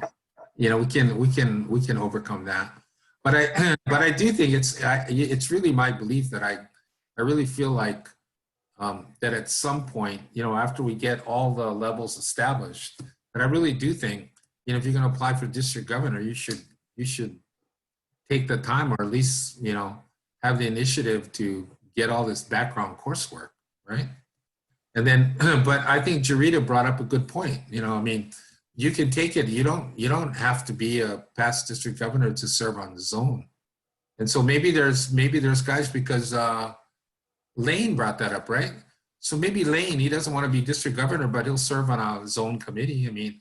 That's great. I think that man, we have 5 or 6 people in our, you know, they go through all of it. Like they finish the 300 level, but they don't want to be district governor, but they'll serve on a zone committee. I mean, I think that's to have that level of Yep.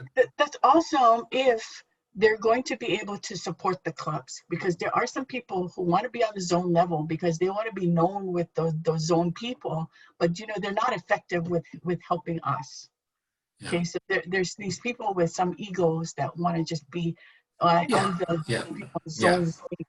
No, I get that part, but I'm assuming that they want, you know, they want to serve on the zone level in addition to what they're doing with their club. So, yeah. Yeah, and it is good, you know, if they can follow through, but you know, if they just want to be in name only and they don't follow through, they don't do anything, then you know, what's the point? Okay, well, I mean, maybe there are some people though that could, you know. There are.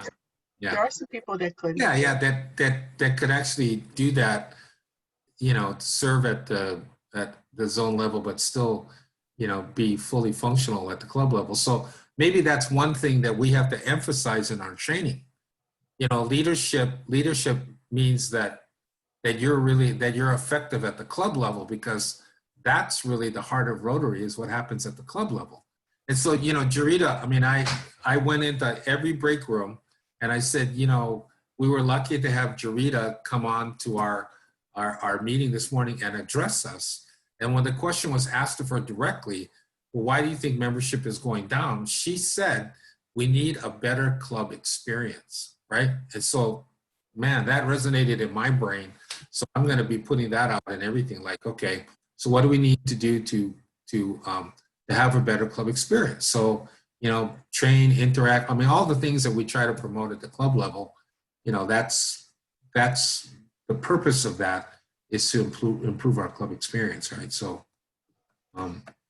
yeah, and all of this, you know, whoever we are at whatever level, it doesn't really matter if we don't contribute to having a fully functional club.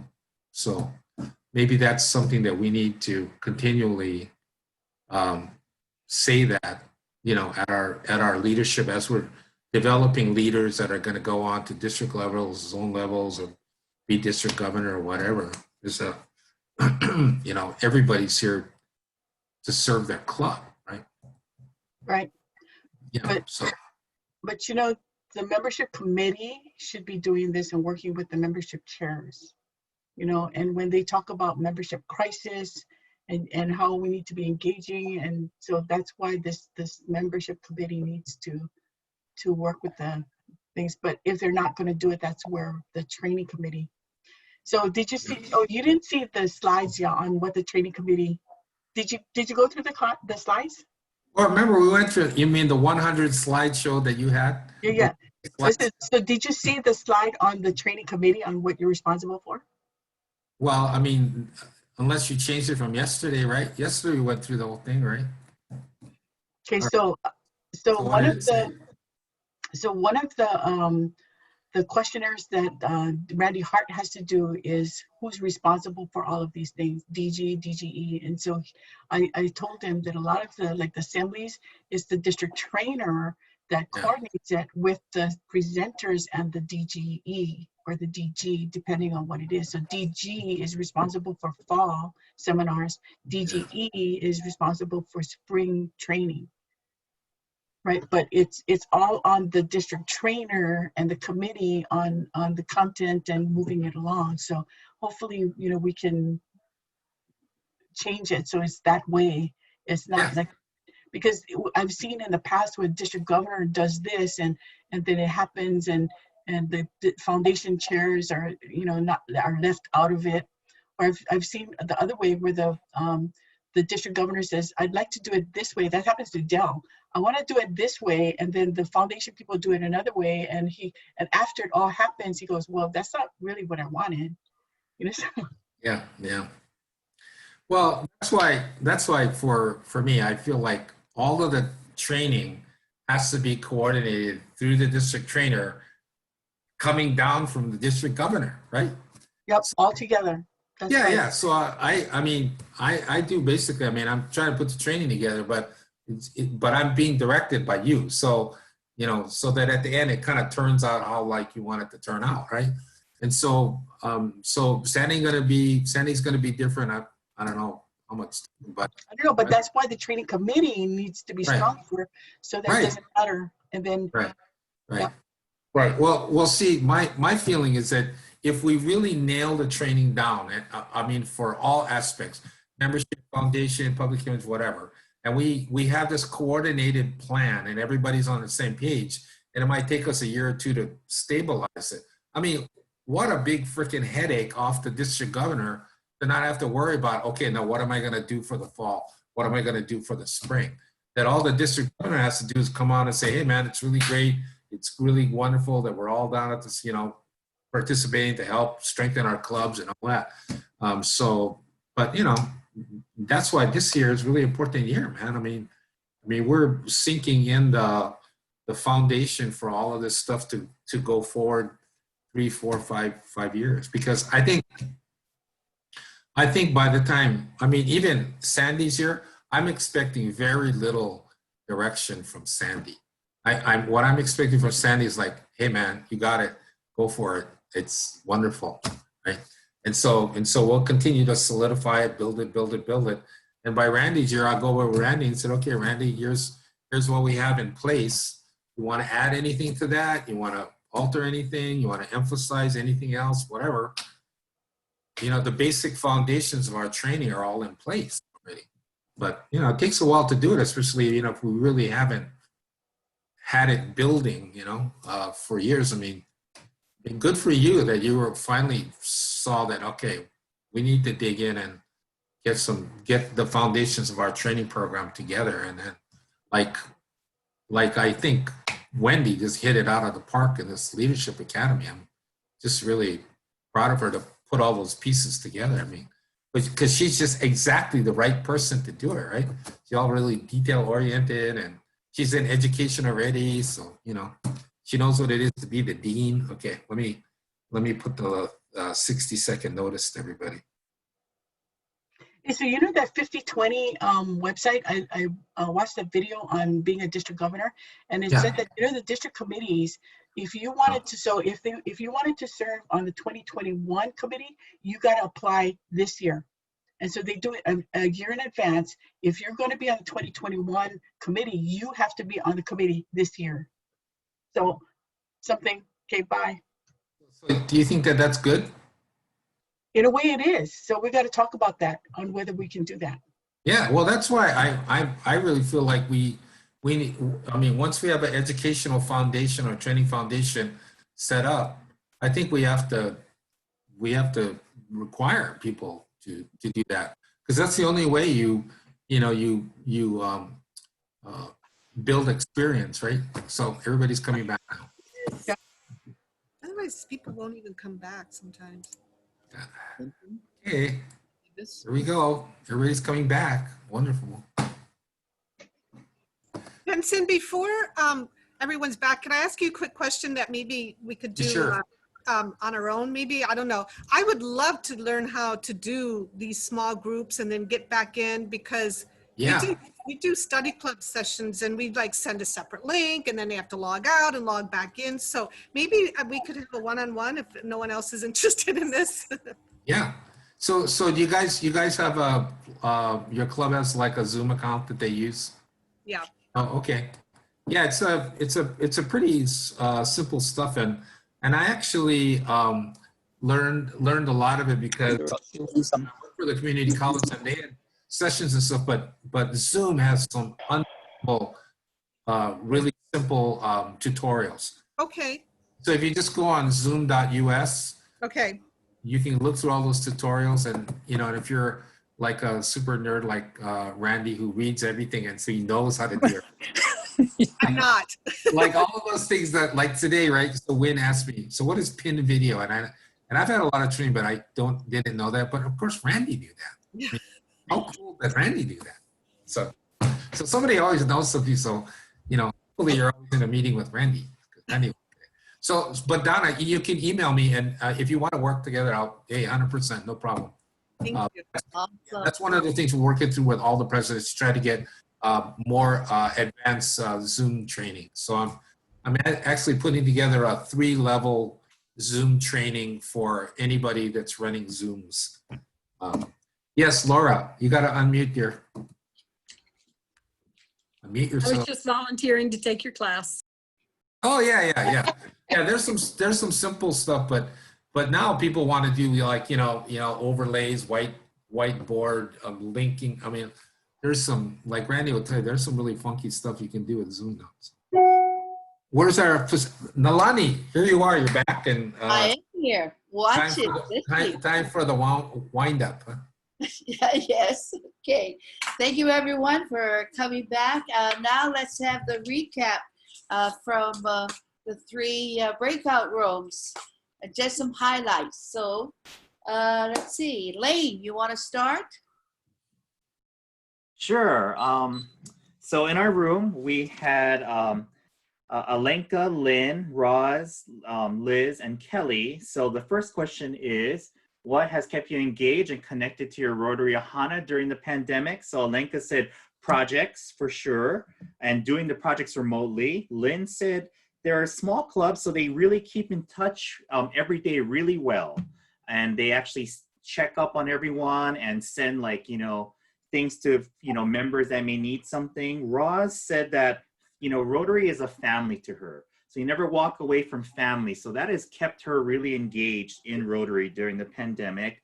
Liz said volunteering and giving her purpose was the most important thing. So she's been tasked with the club newsletter for her club. So just having that purpose of doing something has really kept her engaged. Kelly said that, this is on a whole year. So having these 2 grant projects that he was working on. So again, projects, face shield project, he said, and also the clubhouse project for the grant for the pandemic, and having virtual games like Taboo. So that was really cool. The second question was, what action can you take to get members re-engaged? So Alenka said calling folks that aren't in the meeting, just picking up the phone.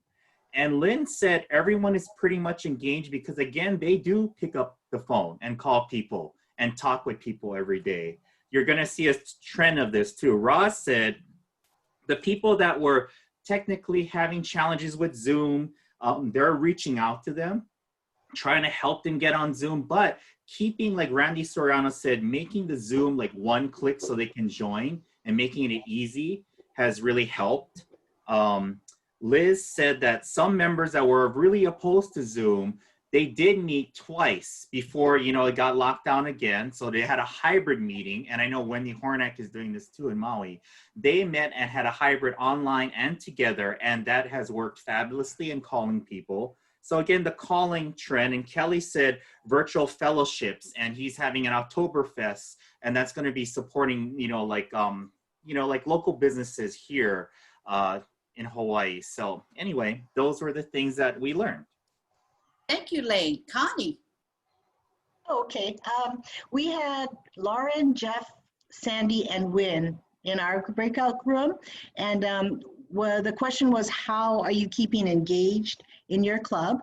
And we had a couple different ways looking at it. And people admitted that they are actually having a really hard time being engaged right now. And one of the things that has helped is that they've been in Rotary for so long that, that in itself, the connections and the friendships they've made during all those years has helped keep them engaged, and working at a district level keeps them engaged as well. And there were some challenges at the club level that there was not enough, some of them felt that they were not being engaged, but there was a great suggestion that the next question was, how do you think, what would help to have you more engaged? And one suggestion that was made was if there was some kind of maybe incentive to come to meetings or to come to attend projects and stuff. And that, you know, that same idea of the punch card, like that, you know, you go to every single establishment now and they'll offer you a punch card and incenting you to come back some more, something like that. And then a couple of the people in the break room also mentioned that they had incentives for their club to maybe a break in dues if you bring in new members, and that they admit that that hasn't always worked, and a better way to do it is to connect the right people with their passion. So if you know, as far as entrance interviews goes, we had West Honolulu, Jeff's club, that does do entrance interviews, and interesting because they really vet the person and their whole process to get the member in is quite long, he said, because they want the quality Rotarian, and they want to make sure that this Rotarian is really going to stick in Rotary. So they have the entrance interview, and then after that they have a second interview after that, and this also educates the Rotarian to be on, you know, the things of Rotary. And another thing was mentioned that there are always silver linings to virtual, because, and the same thing that like Sandy had mentioned, that she has a challenge sometimes with the driving back and forth to go to live meetings. But this way it's been a lot easier for a lot more people to attend meetings because you can just Zoom from anywhere virtually. Let's see. Yeah, I think that's it. That's what we had. Unless you guys have anything you wanted to add, you know, from the group, Laura and Jeff, Sandy, Wynn, anything else? Okay, thanks. Okay, thank you. Wendy. I'll keep mine short. We had Randy, Conrad, Donna, Laura, and Nalani. And one of the things we talked about with engagement was getting speakers from different places, like from Rotary, you know, up in Chicago, and just, you know, places that you can normally not get them, and that'll allow you different opportunities of interest for people. Randy had a whole bunch of stuff that his club does. I want him to talk about just a couple real quick. And then we also talked about doing the exit interviews to make sure when people leave, you know, whether it's a negative or positive response, just being able to find out why so that you can work with them and hopefully make it better for the next person. But real quick, Randy, can you talk about some of the engagement stuff you guys do in your club? Because they have some really fun games. And oh, the last thing is we really like the care committee idea. A lot of us are talking about implementing it or some form of it. So we really like that idea, Connie, thank you. But Randy, real quick, would you just mention a couple of the engagement stuff that you guys do, like some of the fun things that you guys do in your club? I think Lane talked about it earlier. We just try to do like pahanas on Thursdays with like super exciting games like Taboo. We've done a honey tasting where we dropped off honey to people and then did a honey tasting. So I mean, we're just trying to be creative with the speakers. We try to do like we bring in like our sister club. So if you come to our meetings, you'll see lots of people from like other countries, and that keeps everyone engaged. And even like expanding who your invite list for your meetings are. So we try to include like all the presidents in the current class so that they receive our emails as well as the district leadership, and just making sure that you kind of get a diverse group so people feel like they have added value to their membership. Awesome, thank you, Randy. I think that's all we had unless I forgot something, Alani. All right, sounds great. Our last presenter, thank you all, is Pastor Governor Wynn, who will talk about delivering value to our members. Wynn. Yeah, so Randy mentioned it, and let's talk a little bit about the value proposition. We speak about that in Rotary, and a value proposition is a promise of value to be delivered and a belief from the customer that that value will be experienced. The value can be either stated or implied. So rather than talk about the Rotary value proposition directly, I want to switch gears and talk with you and talk about cards.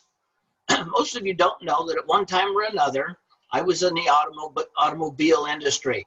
Yes, I sold cars. I think most of us, if not all of us, have had a car.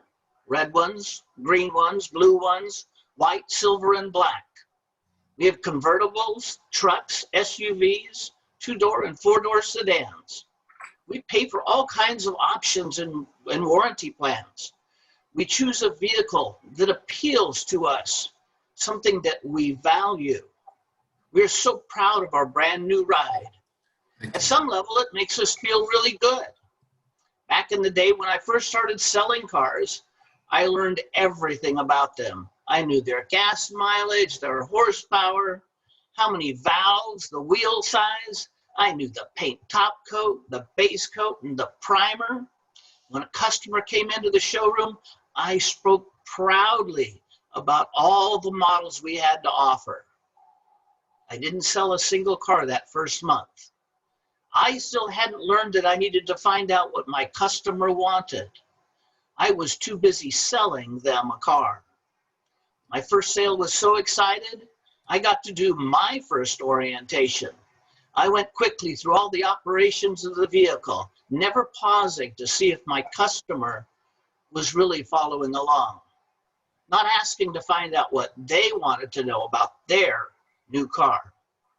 I quickly learned that if I wanted referrals, I needed to do some more listening and less talking. I also learned that if I sold something that they didn't want, nothing would ever make up for that. What do we do when we find out that our car is not exactly like the salesman told us it was? In our sales meetings, we talked about under-promising and over-delivering. Subaru, yeah, that's the company I worked for, was always innovating, developing new products to keep our regulars coming back and attracting new customers. Are we still talking cars, or are we talking Rotary clubs? Anyway, my first new car was a Subaru, white, great new car smell. One of the things that all car owners figure out pretty quickly is that you need to take care and maintain that car. Yes, I needed to look under the hood. I needed to check the oil, give it the best fuel. Wanted to keep it clean and fresh. Otherwise, how embarrassing to have a friend catch a ride, or worse yet, a stranger.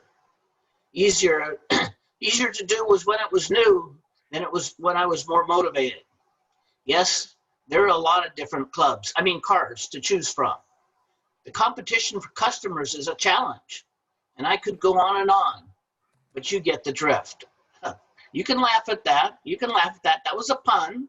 Drifting, cars, Our Rotary clubs bring great value to our lives, but it's the value that I assign to it or you assign to it. And if we want that customer to continue coming, we need to find out what their values are and deliver what they need. We need to drive the heck out of our Rotary clubs and have fun. We also need to undersell, over-deliver, check under the hood, listen more, talk less, innovate, and attract more. And I'm done, Nalani. I thought I was listening to Cliff Doctorman. That was fun. That was fun putting together last night. Just listening to that. That's important. Yes, about delivering delivering value. First thing come to mind, you gotta have fun.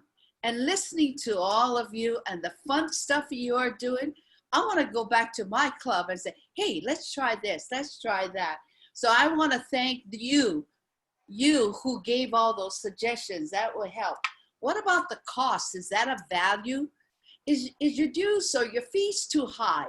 Should it be lowered? Someone asked in a session, oh, for husband and wife, do you lower the fees? Yeah. Why? Same family, you want them there, and the spouse is going to support their other halves anyway. So, and the other thing I was asking someone, how long do you take to bring a member? I just heard something about Jeff. He wants to make sure that they bring in, members who are going to fit in their club and enjoy and all of that. So they have 2 interview process, and I thought, wow, okay.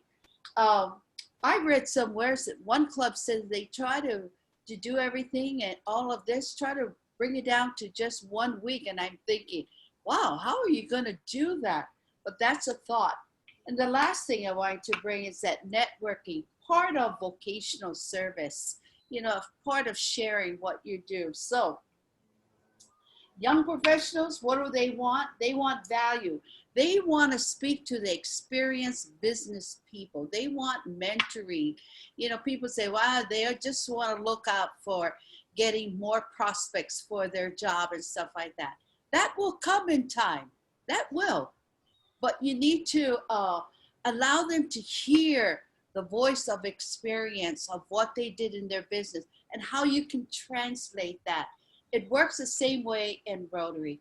I hope this session has been something that you can take back to your club.